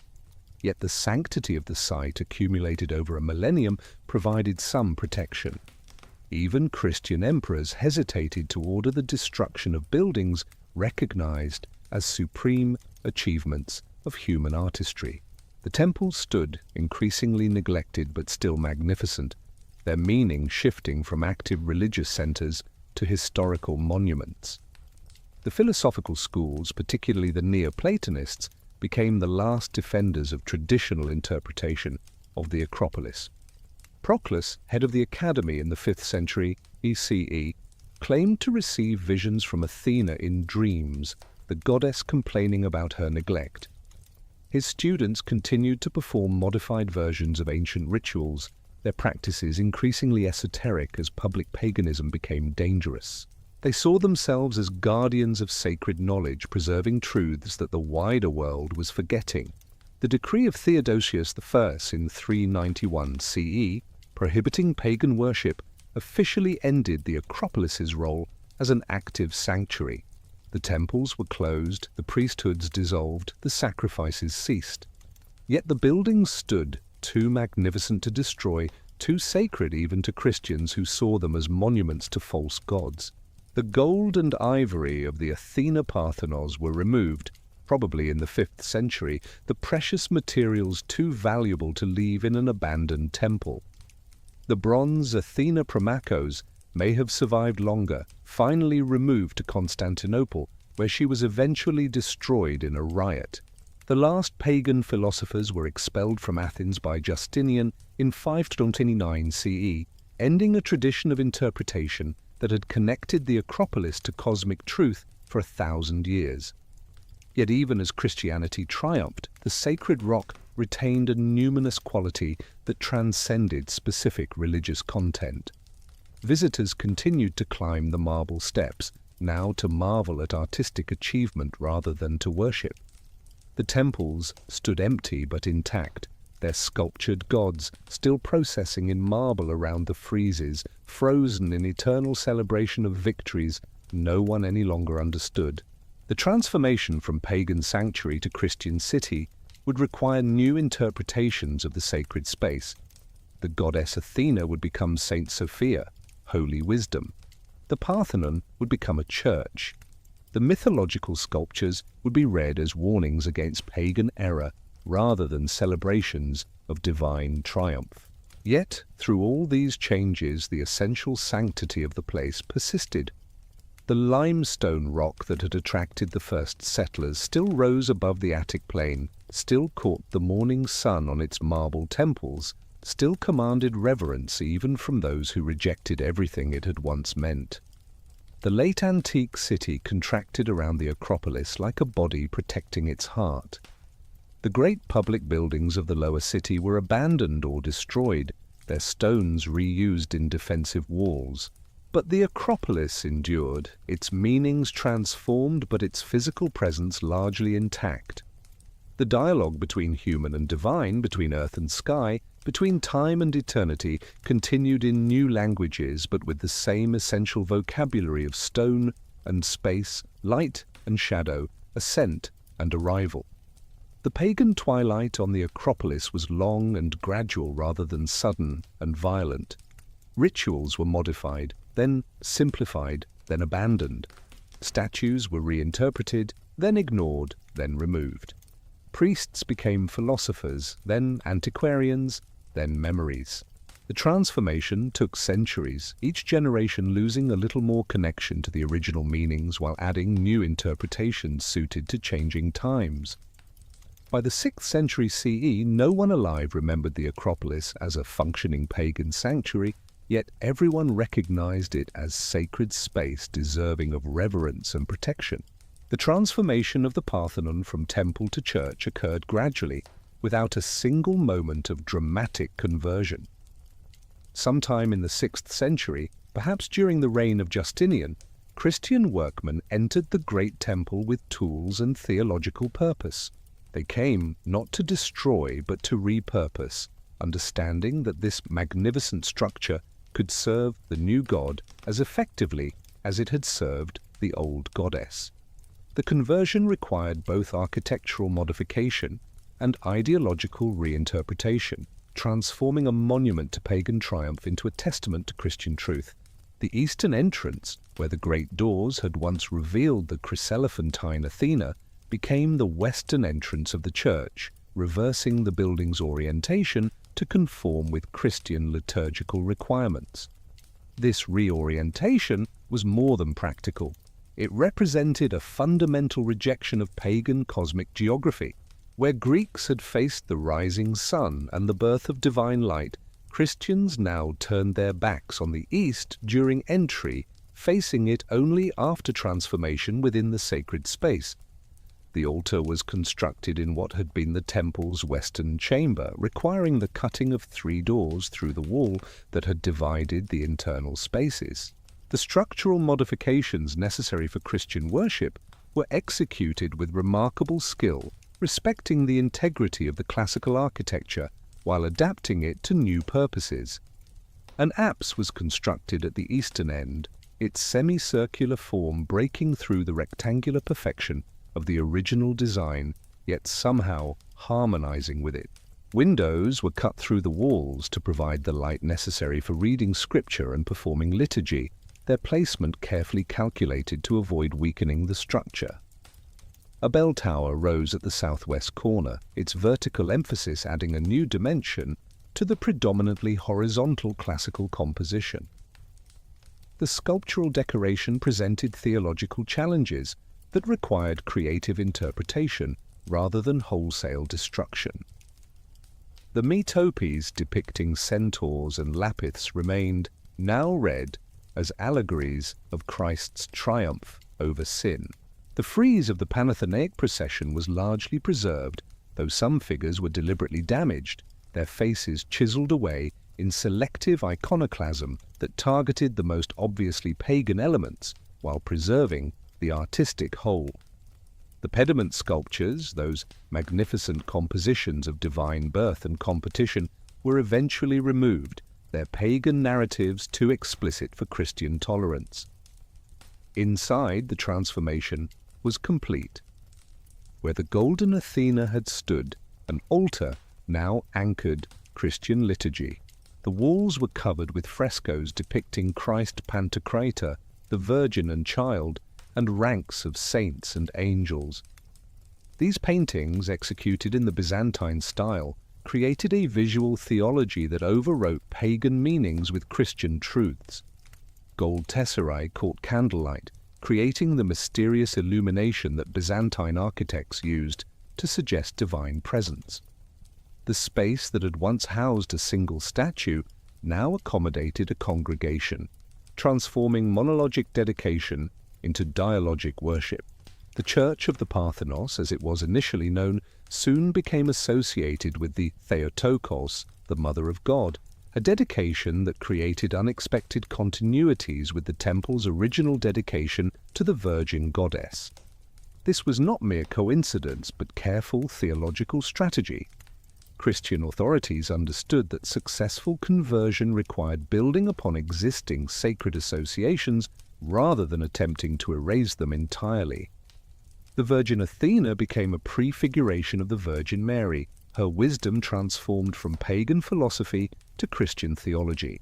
Byzantine Athens, reduced from its classical glory to a provincial town, found new identity as a center of Christian learning and pilgrimage. The philosophical schools were replaced by Christian theological study, with the Bishop of Athens gaining prestige from association with St. Paul's sermon on the Areopagus. The Acropolis became the fortified center of this diminished but still significant city, its ancient walls repaired and reinforced to protect both the religious and administrative heart of Byzantine administration. The bishop's palace was constructed on the Acropolis, probably south of the Parthenon church, making the sacred rock the center of ecclesiastical as well as military authority. From here, the bishop administered a diocese that stretched across Attica, maintaining correspondence with Constantinople and Rome, negotiating the complex theological disputes that periodically convulsed the Byzantine Empire. The archives that once recorded temple treasures now documented church property, tithes, and the endless administrative details of Christian governance. Daily life on the Byzantine Acropolis revolved around the liturgical calendar rather than the festival cycle of pagan antiquity. The sound of bells replaced the sound of sacrifice, calling the faithful to prayer at regulated hours. Matins before dawn, the divine liturgy at mid-morning, vespers as the sun declined, these services structured time in ways that would have seemed alien to classical Athenians, yet served similar functions of community gathering and divine communion. The smell of incense replaced the smell of burning meat. The sound of chanting replaced the sound of paean. The Erechtheion underwent its own transformation into a church, though the details remain less clear than those of the Parthenon. Dedicated possibly to the Theotokos or to the Holy Trinity, this conversion required even more dramatic modifications due to the building's complex multi-level design. The caryatid porch was walled up, protecting these pagan maidens behind Christian masonry. Inside, the various chambers that had housed different cults were unified into a single congregational space, their mythological associations suppressed beneath layers of plaster and paint. The propylaea, that magnificent entrance to the classical sanctuary, became the episcopal palace and administrative centre. Its great halls, which had once prepared visitors for pagan worship, now housed the bureaucracy of Christian governance. The Pinacotheca became a reception hall where the bishop received important visitors and conducted official business. The central passage was modified with gates and barriers, controlling access to what had become as much fortress as religious centre. The temple of Athena Nike was converted into a chapel, its small size making it suitable for private devotion rather than congregational worship. Some scholars suggest it was dedicated to Saints Cosmas and Damian, the healing saints whose cult replaced various pagan healing shrines throughout the empire. Others propose it housed relics, those fragments of holy bodies that provided Christianity with material connections to divine power comparable to the ancient cult statues. Archaeological evidence from this period reveals a working community on the Acropolis that extended beyond religious functionaries. Houses were built against the ancient walls, creating a small neighborhood within the fortified precinct. Cisterns were constructed or expanded to ensure water supply during sieges. Storage facilities for grain and oil provided security against famine or blockade. The Acropolis had become a self-sufficient community, capable of surviving isolation while maintaining its religious functions. The material culture of Byzantine Athens, as revealed through pottery, coins, and small objects found on the Acropolis, shows a city that maintained commercial connections throughout the Mediterranean despite its reduced political status. Ceramics from Constantinople, Syria, and Egypt appear alongside local productions. Coins bearing the images of successive emperors testify to continued imperial authority. Small bronze crosses, pilgrim badges, and religious medals reveal personal devotions that complemented official liturgy. The year 1204 brought violent change when the Fourth Crusade diverted to Constantinople, fragmenting the Byzantine Empire and delivering Athens into the hands of Western knights. The Burgundian noble Othon de la Roche became the first Duke of Athens, establishing a Latin feudal state that would transform the Acropolis once again. The Parthenon, which had been an Orthodox church for 6 centuries, became a Latin Catholic cathedral, its liturgy now performed in Latin rather than Greek, its bishops owing allegiance to Rome rather than Constantinople. The Frankish period brought Gothic modifications to the classical and Byzantine structures. The bell tower of the Parthenon was heightened and elaborated in the Western style. Gothic windows were inserted, their pointed arches creating a visual dialogue between Western and Eastern architectural traditions. A new facade was added to the western entrance, featuring sculptural decoration in the Gothic manner that must have seemed startlingly alien against the classical marble. The bishops, now Latin prelates from France or Italy, brought Western liturgical practices and artistic tastes that overlaid another stratum of meaning on the already complex palimpsest. The ducal palace was established on the Acropolis, probably incorporating and expanding the earlier Byzantine episcopal residence. From here, the dukes of Athens ruled their feudal state, administering justice according to the assizes of Romania, that remarkable legal code that attempted to translate Western feudal law to the Byzantine Greek context. The Great Hall, where classical Athenians had dedicated treasures to Athena, now witnessed the ceremonies of feudal homage, as knights swore loyalty to their duke beneath the painted gaze of Christian saints. The social structure of Frankish Athens created unprecedented cultural hybridization on the Acropolis. French-speaking nobles, Greek-speaking citizens, Italian merchants, and Albanian soldiers mingled in the fortified citadel. Intermarriage, initially forbidden, became increasingly common, creating a mixed population that spoke a pidgin of Greek, French, and Italian. The children of these unions, called gazmules, developed their own identity, neither fully Western nor fully Greek, embodying in their persons the cultural complexity that characterized the medieval Acropolis. The Catalan Company's conquest of Athens in 1311 brought another layer of foreign dominance to the sacred rock. These mercenary soldiers from Catalonia, hardened by years of warfare in Byzantine service, defeated the Frankish knights at the Battle of Halmiros and claimed the duchy for themselves. The Acropolis witnessed the installation of Catalan governors who reported to the Crown of Aragon, adding Spanish influence to the already complex cultural mixture. Under Catalan rule, the fortifications of the Acropolis were strengthened and modernized according to the latest military engineering. The classical entrance through the propylaea was modified with additional gates and defensive works.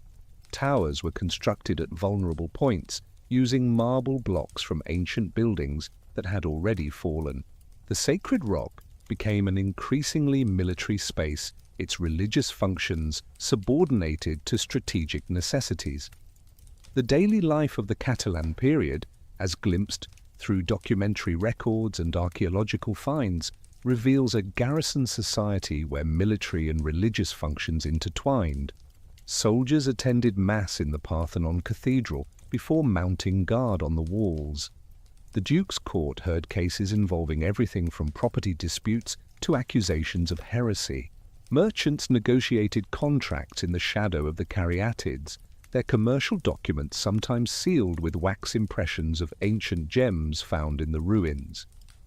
The year 1388 saw the Acropolis pass to Florentine control when Nerio Acciaiuoli, a banker, an adventurer from one of Florence's great merchant families, purchased the Duchy of Athens. This transition brought Renaissance Italian influence to the medieval citadel, as the new dukes attempted to create a court that reflected the sophisticated culture of their homeland. The Parthenon Cathedral was embellished with artworks commissioned from Italian artists, creating strange juxtapositions of Renaissance paintings within Byzantine architectural spaces framed by classical marble. The Acciaiuoli dukes showed remarkable appreciation for the classical heritage of their domain. Unlike earlier rulers who had seen ancient monuments primarily as sources of building material, the Florentine dukes displayed antiquarian interests that prefigured later Renaissance humanism. They collected ancient inscriptions, preserved classical sculptures, and even commissioned scholarly studies of the monuments under their control. This early archaeological interest, though limited by medieval understanding, represents a crucial shift in attitudes toward the physical remains of antiquity. The palace of the Acciaiuoli, expanded from earlier structures, became a center of late medieval culture where Italian, Greek, and residual Frankish traditions mingled. The Duchess's chambers, described in contemporary inventories, contained Byzantine silk hangings, Frankish weapons, Italian paintings, and ancient statues of the pagans, creating an eclectic environment that embodied the cultural layering of the medieval Acropolis. Gardens were planted among the ruins, with roses and jasmine growing where sacred groves had once stood. Religious life under the Florentine dukes maintained its complex character, with Latin Catholic liturgy performed in churches that retained Byzantine decorations beneath Gothic additions. The Greek population, while politically subordinate, maintained their Orthodox faith in smaller churches on the lower slopes of the Acropolis. This religious dualism created tensions but also unexpected accommodations, as feast days were sometimes celebrated by both communities, each according to their own rites but in shared acknowledgement of sacred time. The economic life of the late medieval Acropolis depended on a combination of agricultural revenues from ducal estates, taxes on commerce, and increasingly the ransoming of prisoners, and piracy in the Aegean. The dukes maintained a small fleet based in Piraeus, its activities blurring the line between legitimate commerce and maritime predation. The wealth generated by these ventures funded the court on the Acropolis, paying for imported luxuries, military forces, and the constant repairs necessary to maintain the ancient structures adapted to medieval purposes. Educational activities on the Acropolis during this period, while far from the philosophical schools of antiquity, were not entirely absent. The cathedral maintained a school where young nobles learned Latin, theology, and the military arts. Greek scribes preserved and copied Byzantine manuscripts, maintaining literary traditions that connected medieval Athens to its classical past. Notaries, essential for the complex legal transactions of medieval commerce, were trained in formulaic Latin and Greek, their education taking place in rooms that had once housed sacred treasures. The material remains from the medieval period, often overlooked in favor of classical antiquities, tell stories of adaptation and survival. Pottery kilns were established on the Acropolis, producing glazed ceramics that combined Byzantine techniques with Western decorative motifs. Metal workshops repaired weapons and created new ones, their forges glowing where sacrificial fires had once burned. Mills ground grain within the fortified precinct, ensuring food supply during the frequent sieges that characterized medieval warfare. The defensive architecture of the medieval Acropolis represented accumulated wisdom from multiple military traditions. Byzantine walls were reinforced with Frankish towers, which were in turn modified by Catalan engineers and improved by Italian architects. Each culture contributed its understanding of fortification, creating a defensive system that incorporated lessons from centuries of siege warfare. The result was a fortress that could withstand the military technologies of the late medieval period while preserving, almost accidentally, the classical monuments within. As the 15th century progressed, a new power was rising in the east that would soon transform the Acropolis once again. The Ottoman Turks had conquered most of Byzantine Anatolia and were advancing through the Balkans. The dukes of Athens, aware of this growing threat, attempted to strengthen their defenses and secure alliances, but their small state could not long resist the expanding Ottoman Empire. The last Florentine duke fled in 1456, and Athens submitted to Ottoman rule, beginning another chapter in the long history of the sacred rock.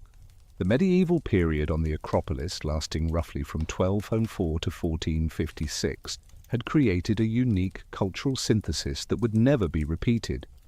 Western feudalism, Byzantine administration, and residual classical traditions had combined to create a society that was simultaneously provincial and cosmopolitan, military and religious, conservative and adaptive. The physical changes to the monuments during this period, often condemned by classical archaeologists, actually represent remarkable achievements in architectural adaptation and cultural accommodation. The Parthenon had successfully served as a church for nearly 1,000 years, its conversion so thorough that many medieval visitors did not even know it had once been a pagan temple. The other classical buildings had been similarly transformed, their ancient stones supporting medieval lives that would have been unimaginable to their original builders. The Acropolis had proven its capacity to survive not just through physical endurance, but through constant reinvention, each generation finding new meanings in old stones. The Ottoman army that entered Athens in June 1456 encountered a city much diminished from its ancient glory, but still crowned by the marble monuments of the Acropolis. Ömer Pasha, the Ottoman commander, climbed the sacred rock and stood in the Parthenon, marveling at the structure that would soon undergo its third major religious transformation. The building that had served Athena for 9 centuries and Christ for a millennium would now be dedicated to Allah, its orientation again reversed, its walls again modified, its meaning again transformed to serve a new understanding of the divine. The conversion from church to mosque proceeded with remarkable respect for the building's architectural integrity. Ottoman architects and engineers, inheritors of a sophisticated building tradition that had produced Hagia Sophia and countless other monumental structures, recognized the Parthenon as a masterpiece worthy of preservation. The apse constructed by the Christians was removed, restoring the eastern end to something closer to its original form. A mihrab, the niche indicating the direction of Mecca, was carved into the southeastern wall, its orientation requiring worshippers to stand at an angle to the building's axis, a subtle reminder that this structure had been designed for different sacred geometries. The minaret that rose beside the Parthenon, constructed using marble from fallen ancient buildings, became the most visible symbol of Ottoman rule on the Acropolis. This slender tower, spiraling upward from the southwest corner where the Christian bell tower had stood, reached heights that made the muezzin's call to prayer audible throughout Athens. 5 times daily, the Arabic words echoed across the city, marking time according to Islamic rather than Christian rhythms, calling the faithful to prayer in a building that had witnessed millennia of different devotions. Inside the mosque, the transformation was both profound and respectful. The Christian frescoes were covered with whitewash rather than destroyed, a practice that inadvertently preserved them for later discovery. The floor was covered with carpets and prayer rugs, their geometric patterns creating a new kind of sacred space within the ancient walls. The minbar, or pulpit, was constructed of carved wood, its arabesque decorations creating organic flows that contrasted with the mathematical precision of the classical architecture. Brass lamps hung from chains, their flames creating moving shadows that gave life to the ancient stones. The Ottoman administration established its headquarters on the Acropolis, continuing the pattern of combining religious and military authority that had characterized the site since Byzantine times. The dizdar, or fortress commander, took residence in what had been the Florentine palace, adapting its rooms to Ottoman domestic patterns. The selamlik, where male guests were received, occupied the formal chambers, while the haremlik, the family quarters, was established in more private areas. Gardens were redesigned according to Islamic principles, with fountains and fruit trees creating paradise-like spaces among the ancient ruins. The Erechtheion underwent a peculiar transformation, becoming the private residence of the Dizdar's family. The caryatid porch, already walled up by the Christians, was incorporated into a complex of rooms that housed the commander's wives and children. These famous maidens, who had supported their entablature for 2,000 years, now stood hidden behind Ottoman walls, their existence known only through ancient texts and the memories of older residents who recalled seeing them before the conquest. The propylaea, that monumental gateway designed by Mnesicles, suffered the most unfortunate adaptation of the Ottoman period. The central hall was converted into a gunpowder magazine, its massive stone construction considered ideal for storing explosive materials. This decision, practical from a military perspective, would have catastrophic consequences 2 centuries later. The spaces that had once prepared pilgrims for sacred encounter now held barrels of black powder, transforming the architectural prelude to worship into a potential instrument of destruction. A small Turkish town grew up on the Acropolis around the mosque and military installations. Houses were built against the ancient walls and between the monuments, creating narrow streets where none had existed in antiquity. These dwellings, constructed of marble blocks salvaged from fallen buildings mixed with timber and mud brick, created an organic urban fabric that contrasted sharply with the geometric precision of the classical monuments. Each house had its courtyard, often incorporating ancient architectural elements as decorative features or practical supports. The population of this Ottoman Acropolis town was surprisingly diverse. Turkish soldiers and administrators formed the ruling class, but Greek Christians continued to live and work within the fortress. Armenian merchants, Jewish craftsmen, and Albanian guards added to the ethnic mixture. Each group maintained its own customs while participating in the shared life of the fortified community. The sounds of Turkish, Greek, Armenian, and Ladino mingled in the narrow streets, creating a polyglot environment that reflected the cosmopolitan nature of the Ottoman Empire. Daily life in Ottoman Athens revolved around the rhythms of Islamic practice, modified by local customs and practical necessities. The bazaar at the foot of the Acropolis opened after morning prayers and closed at sunset. Coffee houses, that Ottoman innovation, provided spaces for social gathering and political discussion. The hammam, or public bath built near the Tower of the Winds, offered ritual purification and social interaction in equal measure. These institutions created a distinctly Ottoman urban culture that overlay but did not entirely erase earlier Greek traditions. The economic life of Ottoman Athens depended on agriculture, small-scale manufacturing, and increasingly the visits of European travelers drawn by antiquarian interests. These early tourists, armed with classical texts and Renaissance enthusiasm for ancient culture, climbed the Acropolis seeking Homer's heroes and Plato's philosophy. They found instead a living Turkish town built among and upon the ruins they had come to see. Some were disappointed by this Islamic present obscuring the pagan past. Others were fascinated by the layers of history visible in single structures. The French traveller Jacob Spon and the English antiquarian George Wheeler, visiting in 1676, left detailed descriptions of the Ottoman Acropolis that provide invaluable evidence of its appearance before catastrophe struck. They described the Parthenon mosque as well-maintained and beautiful, its interior light and airy despite the Islamic modifications. They noted the houses built between the columns of the propylaea, washing hanging where processions once passed. They observed Turkish families picnicking among fallen column drums, children playing where philosophers once taught. These travellers also recorded the beginning of European acquisition of Athenian antiquities.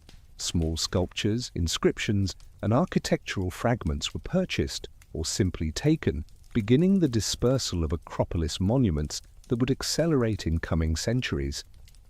The Ottoman authorities, initially indifferent to these ancient stones, gradually began to recognize their value to foreign visitors. An informal economy developed around the antiquities trade, with local Greeks serving as guides and intermediaries between European collectors and Ottoman officials. The year 1687 brought catastrophe in the form of a Venetian army commanded by Francesco Morosini, part of the Holy League's war against the Ottoman Empire. The Venetians besieged Athens, and the Ottomans, following standard military practice, concentrated their forces and munitions on the Acropolis. The Turkish garrison moved additional gunpowder into the Parthenon, believing its massive walls would protect this vital military resource. Women and children were evacuated to the presumed safety of the Great Mosque, trusting in both its strong construction and its sacred character to provide protection. On the evening of September 26, 1687, a Venetian mortar shell fired from the Hill of the Muses arced through the air and crashed through the roof of the Parthenon. The explosion that followed was heard throughout Attica. The gunpowder stored in the mosque detonated with such force that the roof was completely destroyed. The central colonnade collapsed, and the walls were blown outward. 300 people died instantly, their bodies scattered among the marble fragments. The building that had stood largely intact for over 2,000 years was reduced to a ruin in seconds. The morning after revealed devastation that exceeded military necessity. The central portion of the Parthenon had vanished, leaving only the eastern and western facades standing. Massive marble blocks were thrown hundreds of meters, crushing houses and killing inhabitants. The sculptural decorations, already damaged by Christian and Islamic modifications, were shattered and dispersed. The mosque's minaret had collapsed, its stones adding to the debris. The sacred space that had served 3 religions was now an open wound on the Acropolis summit.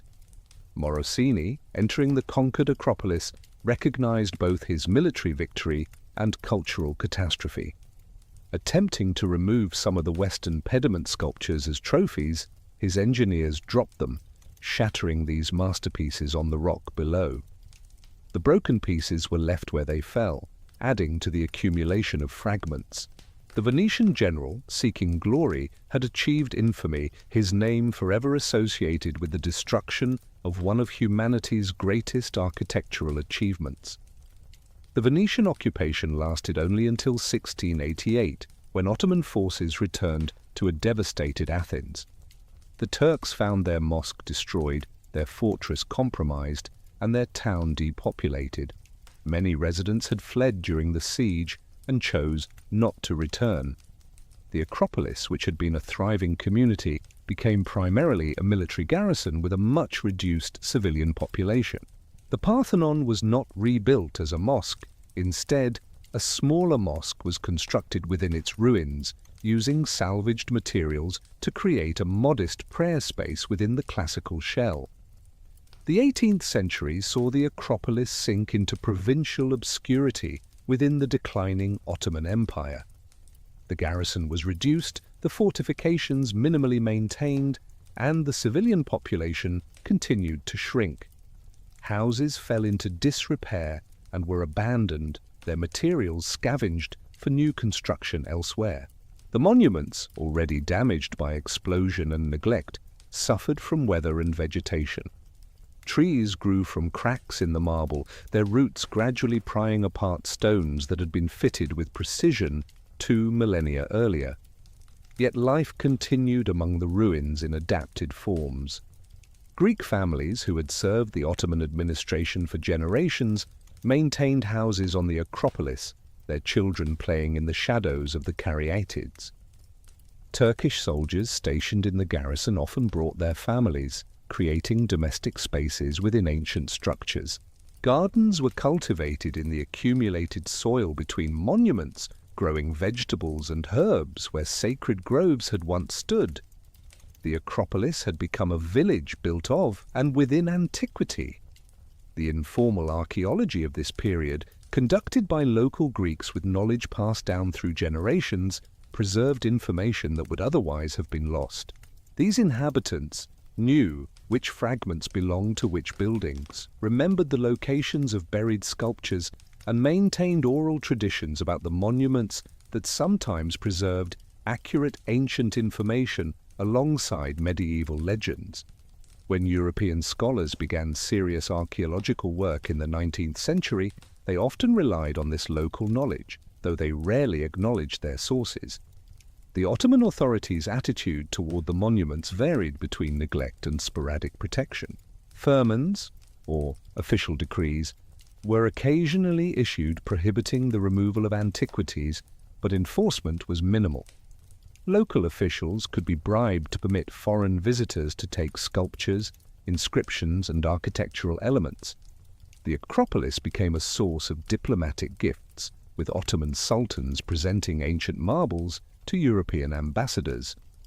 This official sanctioning of removal would culminate in the early 19th century with Lord Elgin's controversial acquisition of the Parthenon sculptures. The smaller mosque constructed within the Parthenon ruins served the reduced Muslim population of Athens, but it never achieved the prominence of its predecessor. The imam who led prayers worked also as a teacher, instructing Turkish and some Greek children in basic literacy and Quranic studies. The call to prayer continued from a makeshift minaret, but it now echoed through ruins rather than rising from an intact monument.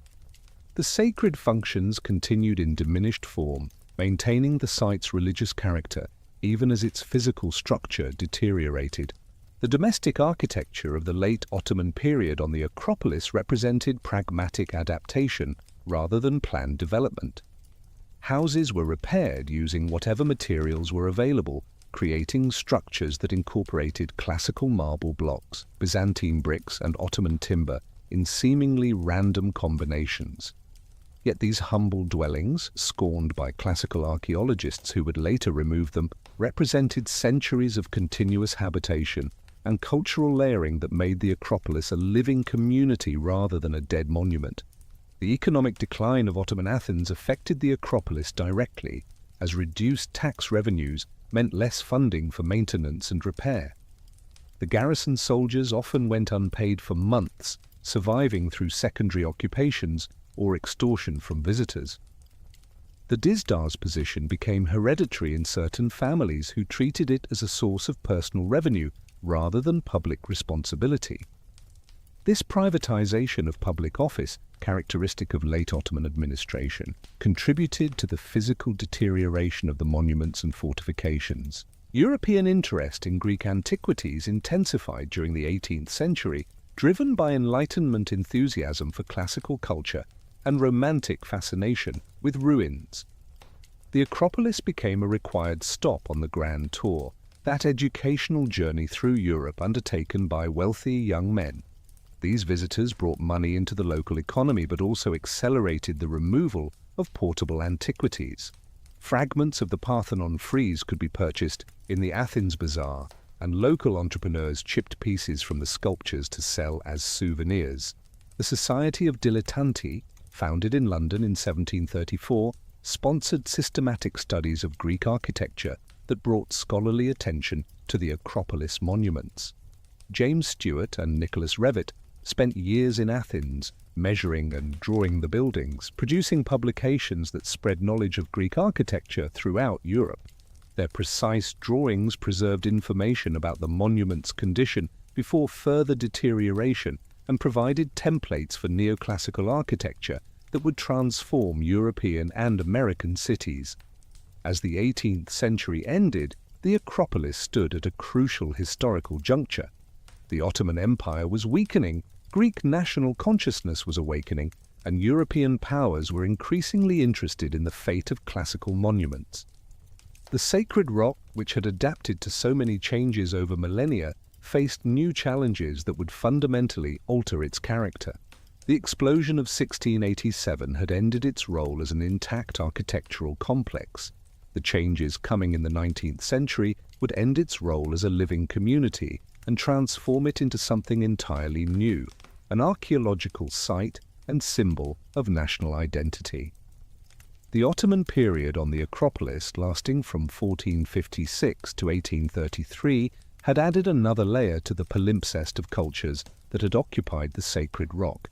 The mosque in the Parthenon, the Turkish houses among the columns, the Islamic gardens within ancient precincts, all represented adaptations that kept the site alive and functional. The catastrophic explosion of 1687 marked the beginning of the end for the Acropolis as a working religious and residential space, initiating its transformation into a monument and museum that would define its character in the modern era. The dawn of the 19th century found Lord Elgin, British ambassador to the Ottoman Empire, standing on the Acropolis with a vision that would forever alter the fate of its monuments. Thomas Bruce, 7th Earl of Elgin, had initially intended merely to make drawings and plaster casts of the sculptures for the improvement of British art. However, the combination of Ottoman indifference, French competition for antiquities, and his own growing obsession led to a far more radical project. The firman he obtained from the Sultan, its exact wording still debated, gave him permission to remove some blocks of stone with inscriptions and figures, a vague phrase that Elgin interpreted with maximum liberality. The work began in 1801 under the supervision of Giovanni Battista Lucieri, an Italian painter in Elgin's employ, who proved more enthusiastic about demolition than documentation. Teams of Greek workers, supervised by Italian artists and protected by Ottoman guards, began the systematic removal of sculptures from the Parthenon. The metopes were pried from between the triglyphs, sometimes requiring the dismantling of the ancient framework. The frieze was cut from the building in sections, the saw marks still visible today on the portions that remained. Most dramatically, the eastern pediment sculptures were lowered from their height using ropes and pulleys, a process that damaged several figures.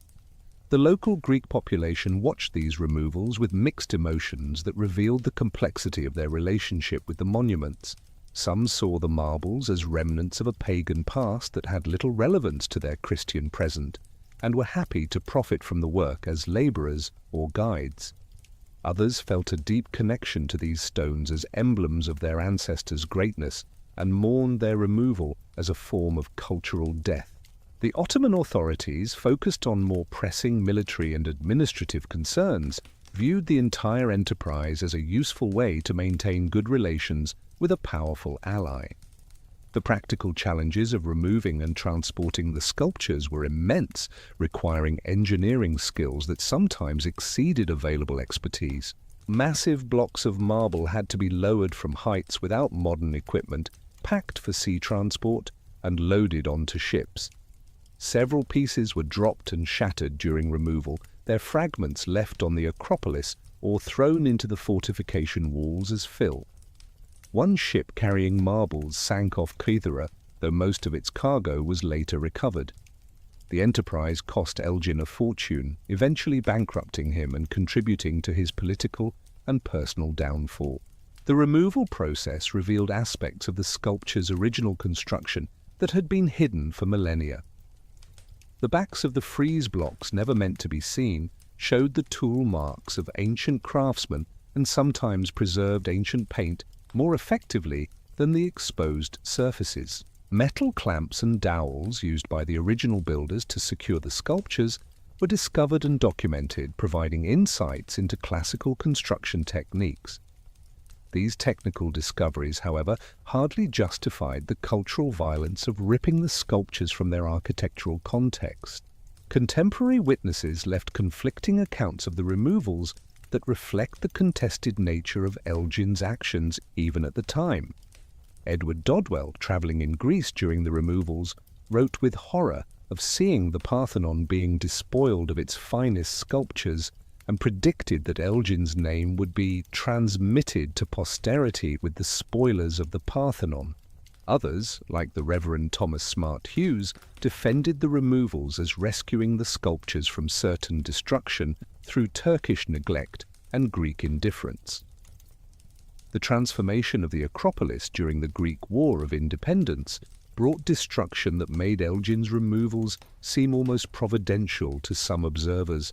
The conflict began in 1821 with Greek revolutionaries seizing the lower town of Athens while the Ottoman garrison retreated to the Acropolis fortress. For nearly 6 years, the sacred rock became a battleground, besieged repeatedly by Greek forces and relieved by Ottoman armies. Both sides used the ancient monuments as fortifications, quarrying the marble blocks for improvised defenses and projectiles. The first Greek siege of 1821-1822 saw revolutionary forces occupy the hills around the Acropolis, firing on the Ottoman garrison with artillery that damaged several monuments. The defenders responded by breaking up ancient architectural members to extract the lead clamps, which they melted into bullets. When Greek forces learned of this, they reportedly sent ammunition to the Turks to stop the destruction of the antiquities, though this story may be more legend than fact. The siege ended with Ottoman victory, but the cycle of attack and counterattack continued. The most devastating siege occurred in 1826-1827 when Greek forces under various commanders again surrounded the Acropolis.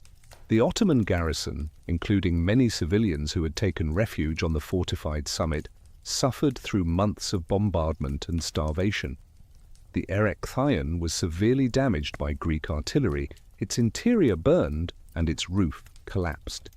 The temple of Athena Nike was completely dismantled by the Ottoman defenders, who used its blocks to build a defensive bastion.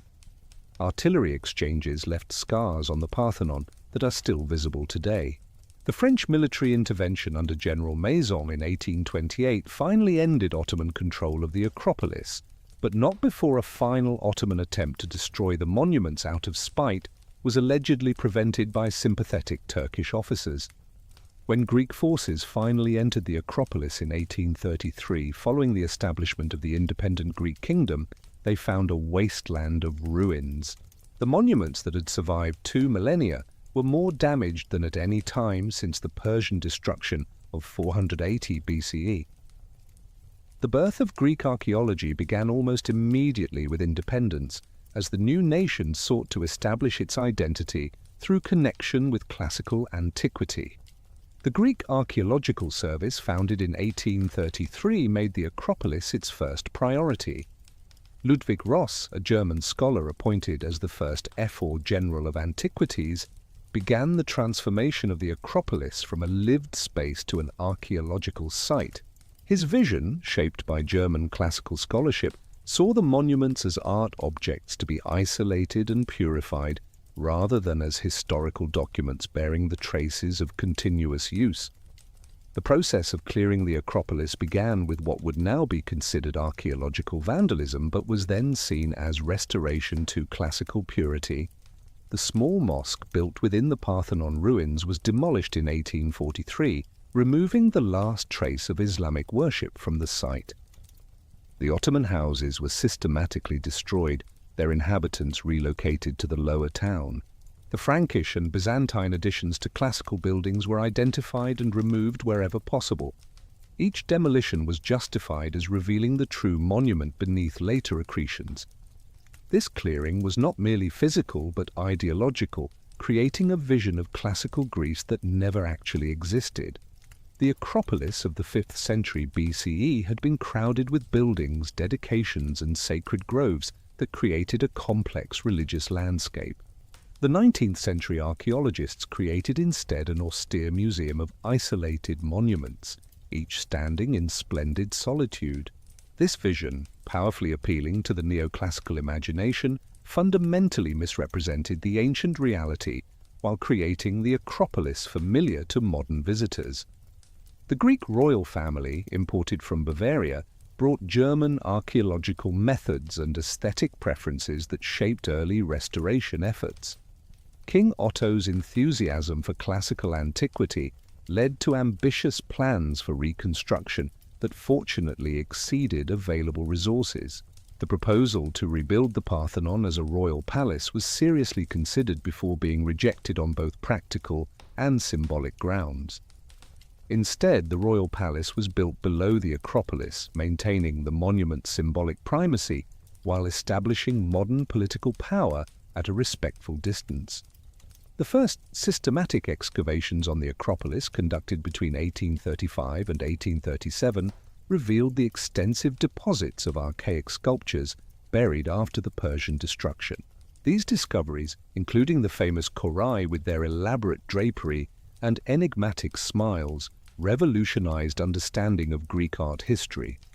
The finds demonstrated that the severe classical style had evolved from a more decorative and expressionistic archaic tradition, challenging assumptions about the linear progress of artistic development. The excavation methods of this period, primitive by modern standards, focused on recovering objects rather than understanding contexts. Soil was moved without systematic recording, and the locations of finds were noted only in general terms. Yet the sheer quality and quantity of discoveries compensated for methodological shortcomings. The burial pits yielded hundreds of sculptures, architectural fragments, and dedicatory objects that had been preserved by their ancient interment. International interest in these discoveries led to complex negotiations over ownership and access. European powers, particularly Britain, France, and Germany, established archaeological schools in Athens that conducted excavations under agreements with the Greek government.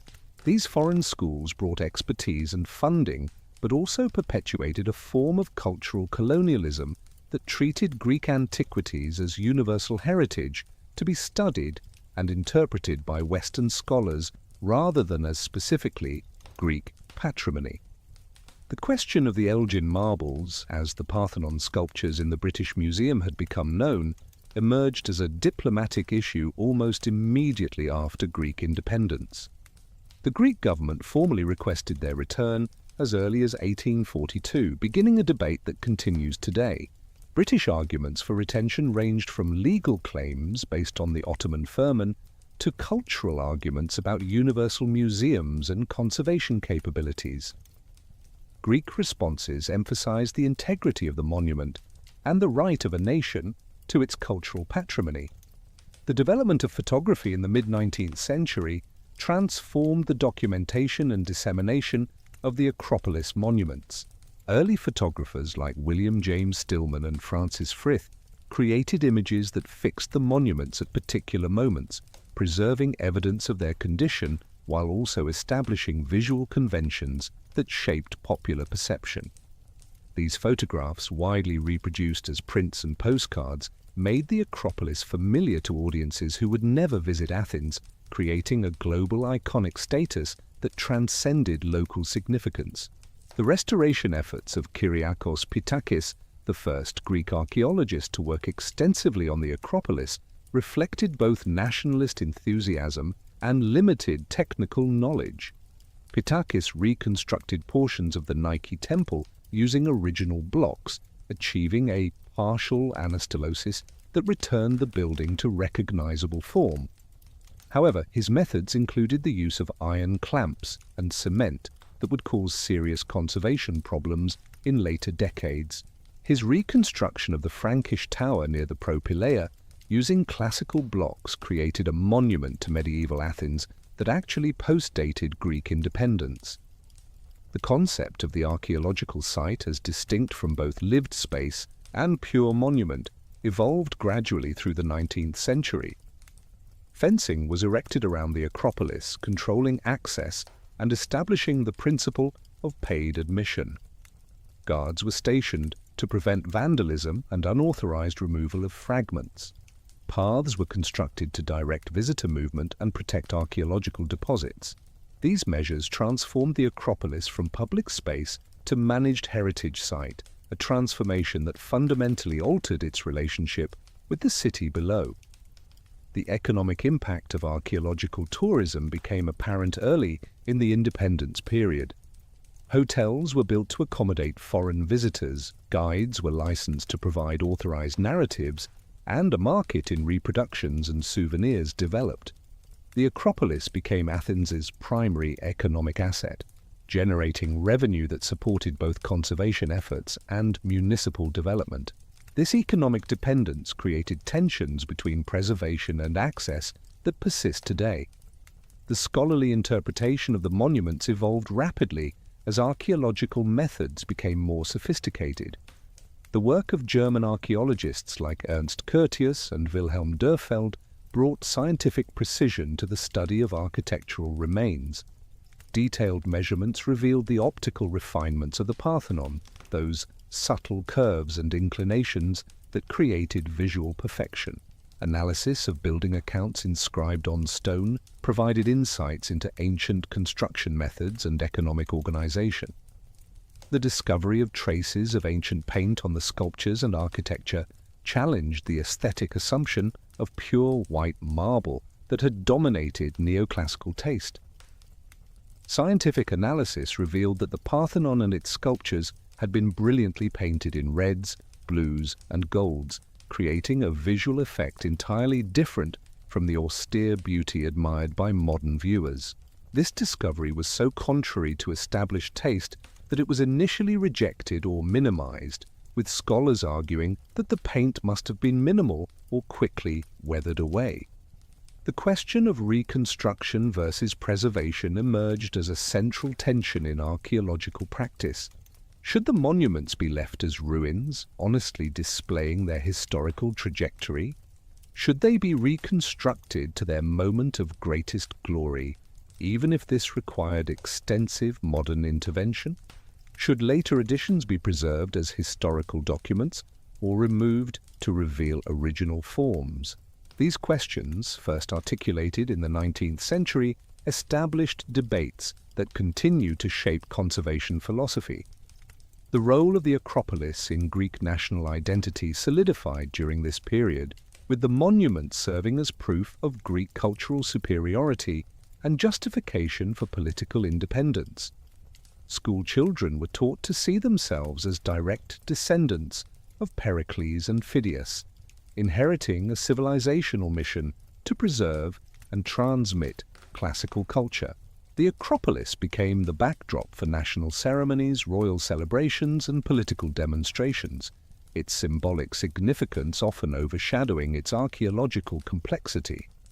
The international scholarly community that formed around Acropolis studies created networks of knowledge exchange that transcended national boundaries. Publications in multiple languages disseminated discoveries and interpretations to specialist and popular audiences.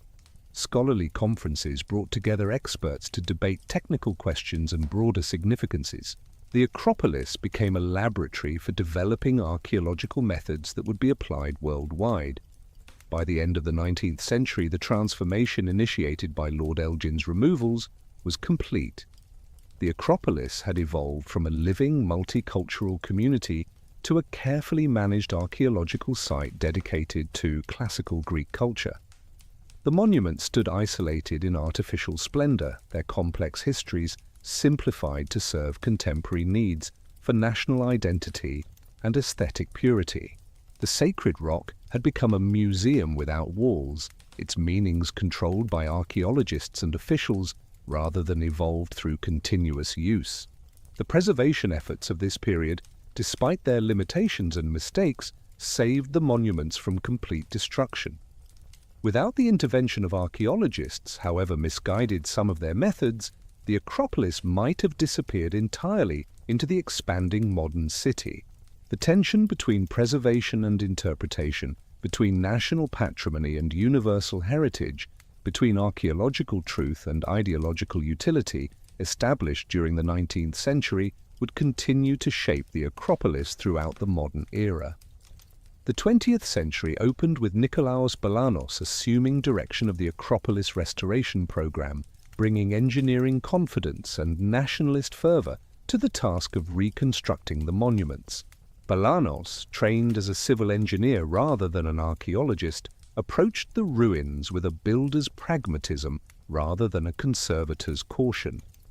His vision was to restore the monuments to their 5th century glory, making them worthy symbols of the resurgent Greek nation that saw itself as the rightful heir to classical greatness. Between 1898 and 1939, his interventions would transform the appearance of the Acropolis while creating conservation problems that would plague future generations. The restoration philosophy Balanos employed reflected early 20th century attitudes that prioritized visual completeness over archaeological authenticity. He believed that the monuments should be rebuilt to the fullest extent possible using original materials, supplemented where necessary with new marble. This approach, called anastylosis, was not inherently problematic, but Balanos's execution introduced fatal flaws. He used iron clamps and beams to join marble blocks, a decision that seemed reasonable given iron's strength and the successful use of iron in contemporary construction. What he did not anticipate was the devastating effect of rust expansion on the surrounding marble. The Parthenon received Balanos's most extensive attention, with work beginning on the colonnade in 1898. He re-erected fallen columns on the north and south sides, using original drums where possible, but not hesitating to supplement with new marble when original pieces were missing or damaged. The visual effect was dramatic, transforming the Parthenon from a picturesque ruin into something approaching an intact temple. Tourists and Greeks alike celebrated this resurrection of ancient glory, seeing in the restored columns proof that modern Greece could match ancient achievements. The technical methods Balanos employed seemed sophisticated for their time, but contained the seeds of future crisis. The iron clamps he inserted to connect marble blocks were set in cement, creating rigid joints that prevented the natural movement marble structures require to accommodate thermal expansion and seismic activity. Worse, as the iron began to rust in Athens' humid winters, it expanded with enormous force, cracking the ancient marble from within. These cracks, invisible at first, would grow over decades into fractures that threatened the structural integrity of the very monuments Balanos sought to preserve. The restoration of the Temple of Athena Nike between 1935 and 1940 represented both the culmination and the nemesis of Balanos's approach. The temple had been completely dismantled by the Turks in 1687, its blocks built into a bastion. Balanos reconstructed it using the original blocks which had been identified and extracted from the Turkish fortification. However, his placement of many blocks was incorrect, based on aesthetic rather than archaeological judgment. He positioned reliefs for visual effect rather than original location, creating a building that looked convincing but was archaeologically false. The intellectual framework supporting these restorations drew from the broader European movement of nationalist archaeology, which saw ancient monuments as expressions of racial and cultural essence. Greek intellectuals and politicians promoted the idea of an unbroken continuity from classical Athens to modern Greece, with the monuments serving as physical proof of this connection. The Acropolis became not just an archaeological site, but a shrine to Hellenic identity, its restoration a patriotic duty that transcended mere conservation concerns.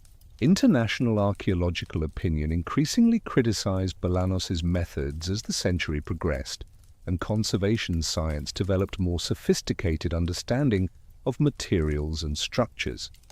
The Venice Charter of 1964 would later establish principles of conservation that explicitly rejected the kind of creative reconstruction Balanos practiced. Yet during his lifetime his work was largely celebrated, winning him honors from the Greek state and recognition from international scholarly societies who saw him as saving the monuments from inevitable decay. The invasion of Greece by Nazi Germany in April 1941 brought new meanings and dangers to the Acropolis. On April 27, as German forces entered Athens, the Evzone guard on the Acropolis, Konstantinos Koukidis, wrapped himself in the Greek flag and leapt to his death rather than surrender the banner to the conquering forces. This act, whether historical fact or immediate legend, transformed the Acropolis into a symbol of resistance that would inspire Greeks throughout the occupation. The Nazi relationship with the Acropolis was complex and contradictory, reflecting the regime's appropriation of classical antiquity for its own ideological purposes. Hitler and his architects had long admired Greek architecture, seeing in it an expression of Aryan genius that prefigured their own architectural ambitions. Albert Speer's designs for the rebuilt Berlin drew explicitly on the Parthenon's proportions and the Propylaea's monumental approach. The Nazis saw themselves as the inheritors of classical greatness, more worthy successors than the modern Greeks whom they regarded as racially degraded. During the occupation, German archaeologists and art historians swarmed over the Acropolis, conducting studies that mixed genuine scholarship with ideological interpretation. They photographed, measured, and analyzed the monuments with German thoroughness, producing documentation that, despite its problematic context, remains valuable for understanding the monument's condition during this period. Some German officers, educated in classical studies, treated the monuments with respect bordering on reverence. Others saw only strategic value, considering the installation of anti-aircraft guns on the summit before being dissuaded by arguments about international opinion. The Greek resistance recognized the symbolic power of the Acropolis and repeatedly targeted the Nazi flag flying from the sacred rock. On the night of May 30, 1941, two young Greeks, Manolis Glezos and Apostolos Santas, climbed the Acropolis walls and tore down the swastika flag, an act of defiance that electrified occupied Greece and earned them death sentences in absentia. The flag was replaced, torn down again by others, replaced again, in a cycle that made the Acropolis a battlefield of symbols rather than armies. The famine that devastated Athens during the winter of 1941-1942, killing tens of thousands, gave the Acropolis new meaning as Greeks died in sight of monuments celebrating their ancestors' achievements. The contrast between the eternal marble and the ephemeral human suffering created bitter ironies that Greek writers and artists would explore for generations. The monuments stood unchanged while the city below starved, their perfect proportions mocking the chaos of war and occupation. Liberation in October 1944 saw Greek flags raised again on the Acropolis amid celebrations that mixed joy with exhaustion.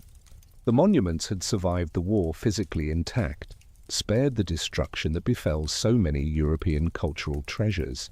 Yet their meanings had been transformed by their use as symbols of oppression and resistance. The post-war period would require not just physical conservation, but also psychological and cultural restoration of the monument's significance. The Greek Civil War that followed liberation brought new threats to the Acropolis as communist and government forces fought for control of Athens. Artillery exchanges in December 1944 saw shells fall near the monuments, though none suffered direct hits. The Acropolis became a government stronghold, its heights offering tactical advantage and symbolic authority. The presence of military forces on the sacred rock, even Greek forces, troubled archaeologists who feared damage to the monuments and archaeological deposits. The establishment of the Acropolis Restoration Service in 1975 marked a fundamental shift in approach to the monument's conservation. Led by Charalambos Bouras, this interdisciplinary team brought together architects, engineers, archaeologists, chemists, and conservators in an integrated approach to understanding and preserving the monuments. Their first task was to assess the damage caused by previous restorations, particularly the iron clamps and cement used by Balanos that were now causing severe deterioration. The scientific analysis conducted in the 1970s revealed the full extent of the conservation crisis. The iron reinforcements had rusted and expanded, creating cracks throughout the monuments. Acid rain, a product of Athens's severe air pollution, was dissolving the marble surface, turning the crisp architectural details into melting forms. The millions of tourists walking on the monuments each year were wearing away the ancient surfaces through simple friction. Vibrations from aircraft and urban traffic were creating micro-fractures in the already stressed stone. The restoration philosophy adopted by the new service represented a complete rejection of Balanos's approach. Rather than seeking visual completeness, the new restorations aimed for structural stability and archaeological authenticity. Every intervention would be reversible using titanium instead of iron for clamps, and carefully documenting every decision for future conservators. New marble would be used only where structurally necessary and would be clearly distinguishable from ancient stone. The Erechtheion restoration, begun in 1979, exemplified the new approach. Each block was carefully removed, documented, and analyzed. The iron clamps were extracted and replaced with titanium. Fractured marble was consolidated using advanced techniques developed specifically for this project. The caryatids, suffering from severe pollution damage, were removed to the controlled environment of the Acropolis Museum and replaced with exact replicas cast from the originals. The project took 8 years and cost millions of dollars, but it established methods that would guide all subsequent work. The Parthenon restoration, begun in 1983 and still continuing, represents one of the most complex conservation projects ever undertaken. The initial goal was simply to prevent collapse, as the iron reinforcements had created such severe cracking that several columns were in danger of catastrophic failure. As work progressed, however, the scope expanded to include correction of previous restoration errors and recovery of the building's structural integrity. Each intervention required extensive study, computer modeling, and committee approval, slowing progress but ensuring that mistakes would not be repeated. The technical innovations developed for the Acropolis restorations have advanced the field of stone conservation globally. New techniques for laser cleaning remove pollution deposits without damaging the marble surface. Advanced structural analysis using computer modeling predicts stress patterns and guides intervention strategies. Titanium reinforcements, specially designed for each application, provide strength without the corrosion problems of iron. These techniques, developed at enormous cost for the Acropolis, now benefit monument conservation worldwide. The problem of atmospheric pollution required interventions beyond the monuments themselves. Athens implemented traffic restrictions, industrial regulations, and urban planning measures aimed at reducing air pollution. The conversion of heating systems from oil to natural gas dramatically reduced sulfur dioxide emissions. These measures, driven partly by concern for the monuments, improved air quality throughout the Athens basin. benefiting human health as well as marble preservation. Tourism management became increasingly critical as visitor numbers grew from thousands annually in the early 20th century to millions by the century's end. The wearing of ancient surfaces by foot traffic led to the installation of wooden walkways that protect the marble while allowing visitor access. Rope barriers prevent touching of sculptures and architectural elements. Visitor numbers are limited during peak periods to prevent overcrowding that could damage both monuments and visitor experience. The question of replicas and authenticity gained new urgency as original sculptures were removed for preservation. The caryatids in the museum and their replicas on the Erechtheion raised fundamental questions about the nature of authenticity. Is the authentic experience seeing the original sculpture in a climate-controlled museum or seeing a replica in its intended architectural context? These philosophical questions influenced practical decisions about which elements to preserve in situ and which to protect in controlled environments. The role of digital technology in documentation and interpretation expanded dramatically in the late 20th century. Laser scanning created precise three-dimensional models of every surface, documenting the monument's current condition with unprecedented accuracy. Virtual reconstructions allowed scholars to test theories about original appearance and construction techniques. Digital databases catalogued the tens of thousands of fragments scattered around the Acropolis, facilitating identification of joins and reconstruction possibilities. The establishment of democracy in Greece in 1974, after 7 years of military dictatorship, gave the Acropolis renewed political significance as a symbol of democratic values. Political demonstrations often began or ended at the Acropolis, invoking the ancient democracy as legitimization for contemporary political demands.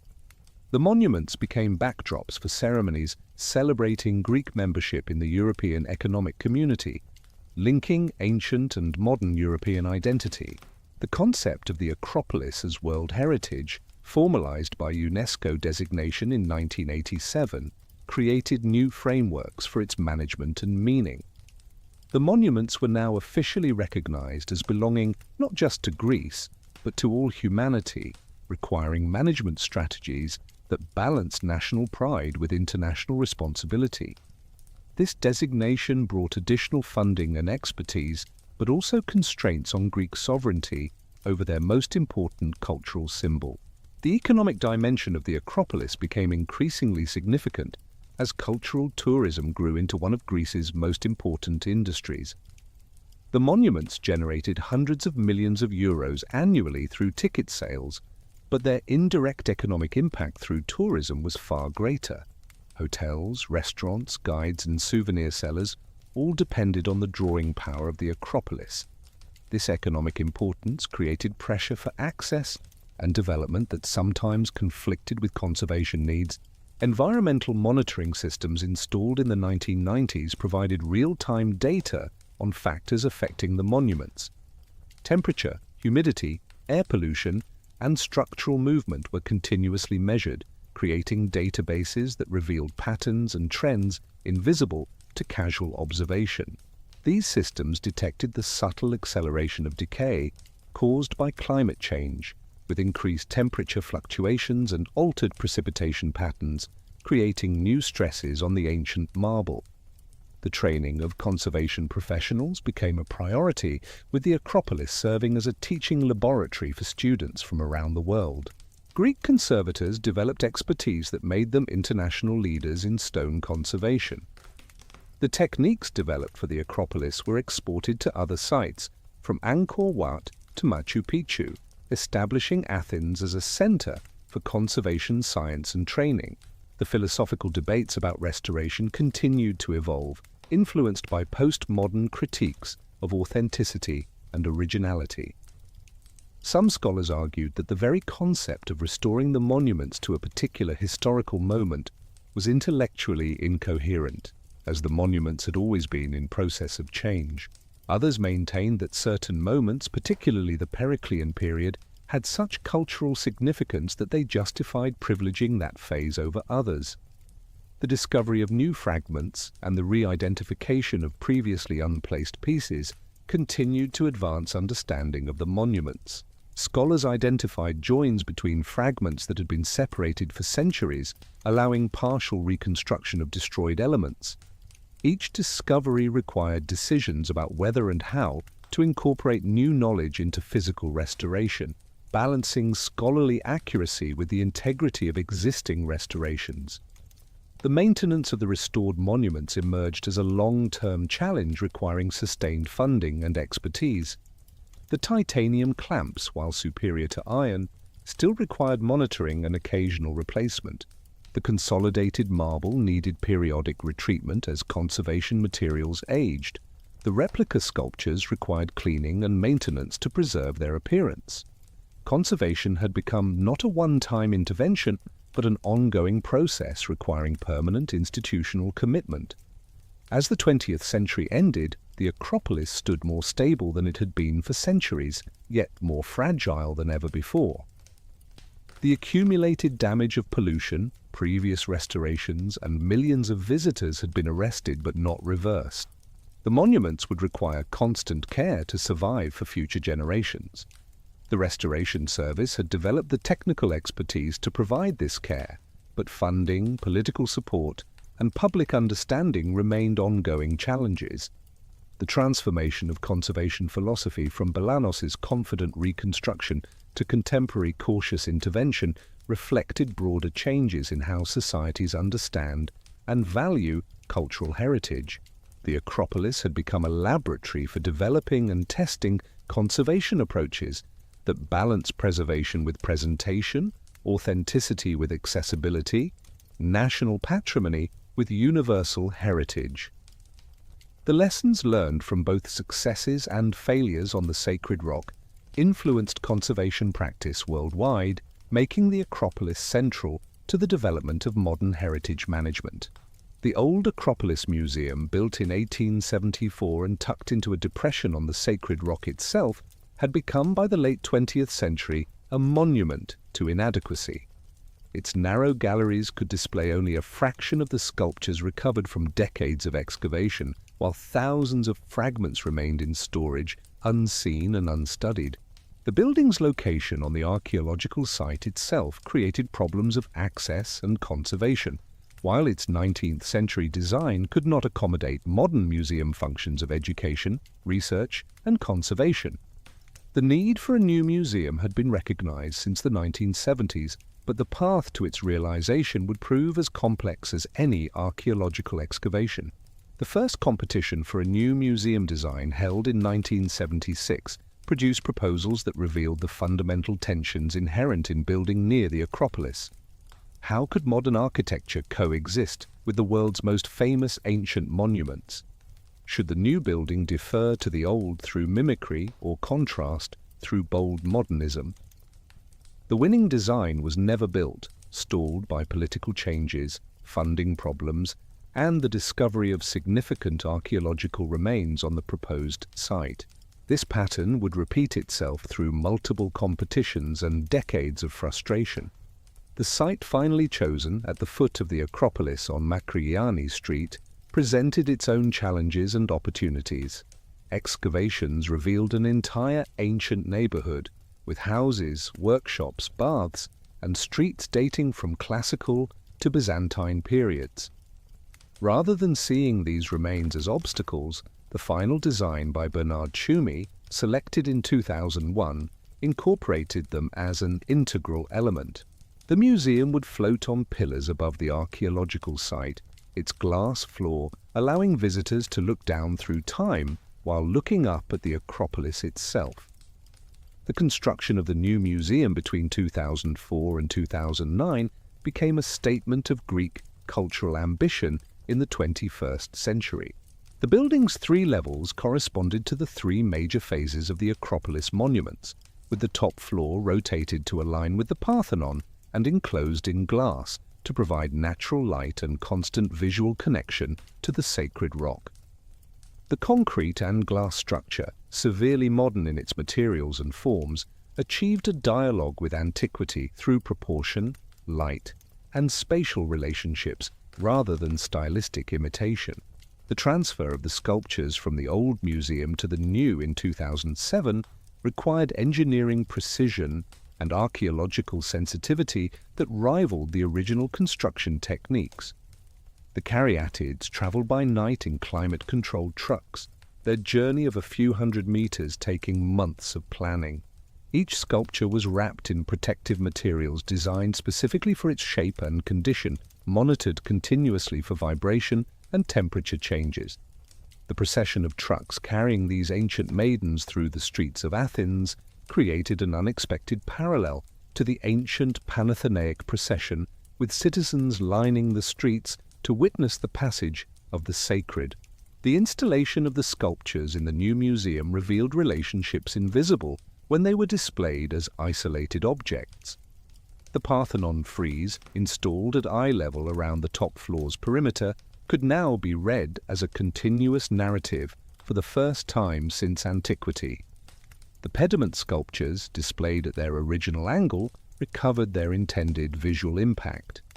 The archaic chori, arranged chronologically, demonstrated the evolution of sculptural technique and changing aesthetic ideals.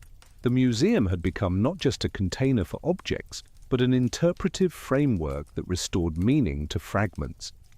The most politically charged aspect of the new museum was the space left for the absent Parthenon sculptures, those pieces removed by Elgin and now in the British Museum. The gaps in the frieze were filled with plaster casts of the missing sections, deliberately differentiated in color to make the absence visible. This display strategy transformed a scholarly argument about repatriation into a visceral experience of loss and fragmentation. Visitors could see exactly what was missing and where it belonged, making the museum itself an argument for reunification. Digital technology has transformed both the study and presentation of the Acropolis in ways that would have seemed miraculous to earlier generations of archaeologists.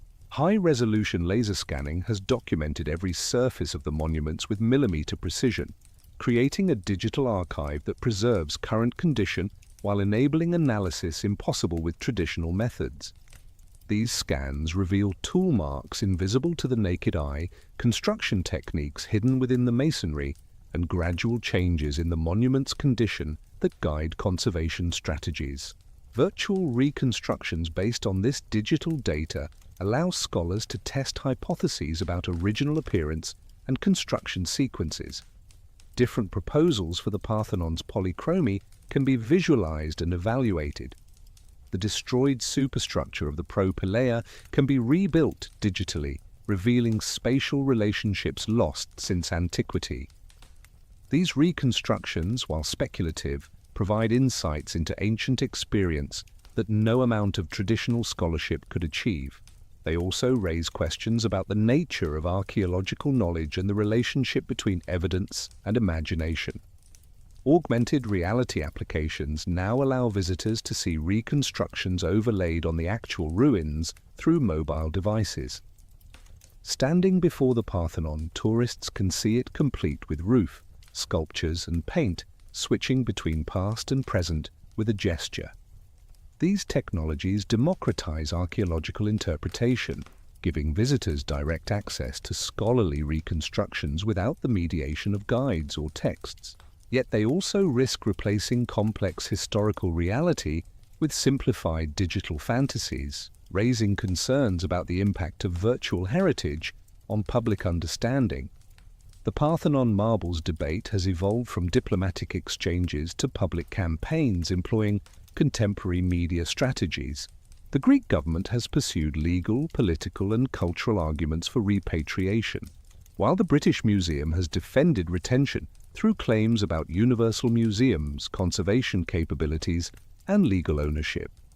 The argument has become a paradigm case in debates about cultural property, colonialism, and the role of museums in the 21st century.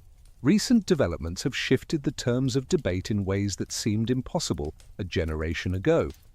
Museums worldwide have begun returning objects to source countries, establishing precedents that undermine arguments for permanent retention.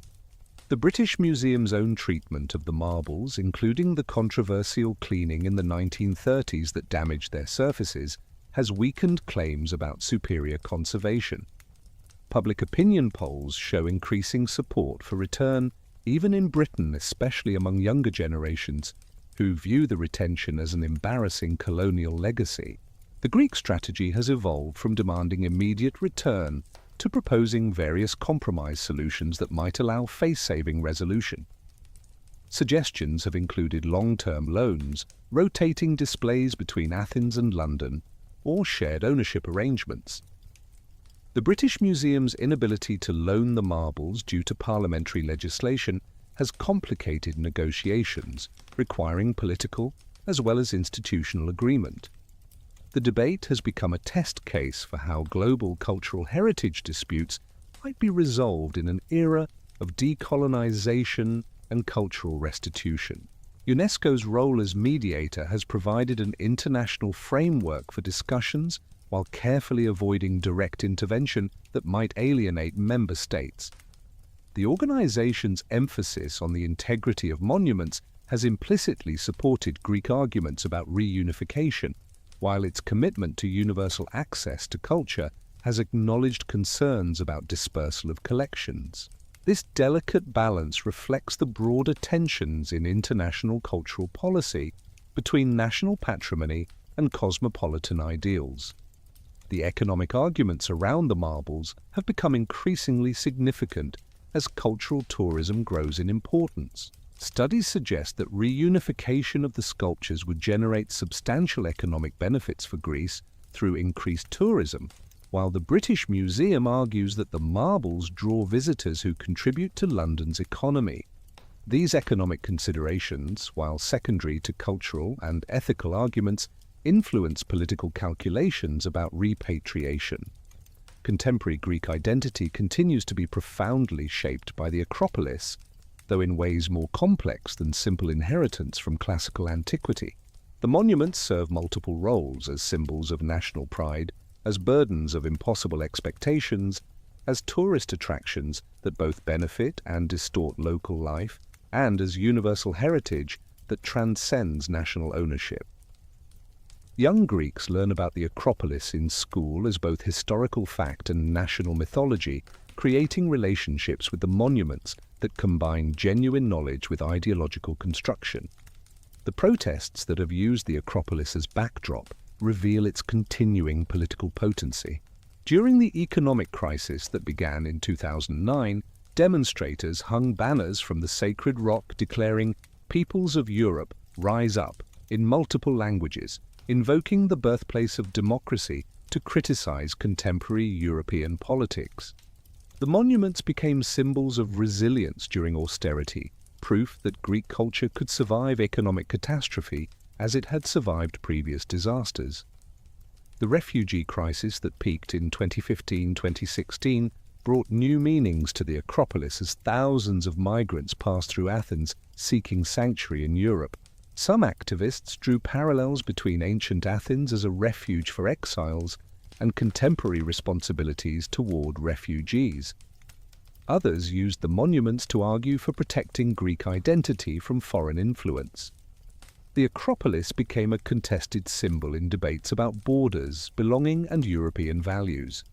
Climate change poses unprecedented challenges to the monument's preservation, with increasing temperature extremes, altered precipitation patterns, and more frequent severe weather events accelerating deterioration. The marble expands and contracts more frequently, creating new stress patterns. Changed rainfall chemistry affects surface erosion. Higher temperatures increase tourist numbers during extended summer seasons, multiplying human impact. Conservation strategies developed for 20th century conditions require constant revision for 21st century climate reality. The COVID-19 pandemic that began in 2020 created an unexpected experiment in the monument's condition without mass tourism. The Acropolis closed to visitors for the first time in its modern history, allowing assessment of tourism's physical impact and creating unique conditions for conservation work. The empty monuments, documented in haunting photographs, revealed both their grandeur and their dependence on human presence for meaning. The economic impact of closure demonstrated the Greek economy's dangerous dependence on cultural tourism.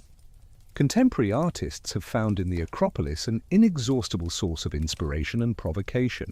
Documenta 14, the international art exhibition held partly in Athens in 2017, featured numerous works that engaged with the monument's meanings. Some artists critiqued the commercialization of heritage, others explored the relationship between ancient democracy and contemporary politics, still others examined the construction of cultural identity through archaeological interpretation. These artistic interventions revealed that the Acropolis remains a living force in cultural production, not merely a dead monument to past achievement. The development of mass tourism has transformed the experience of visiting the Acropolis from contemplative encounter to managed cultural consumption.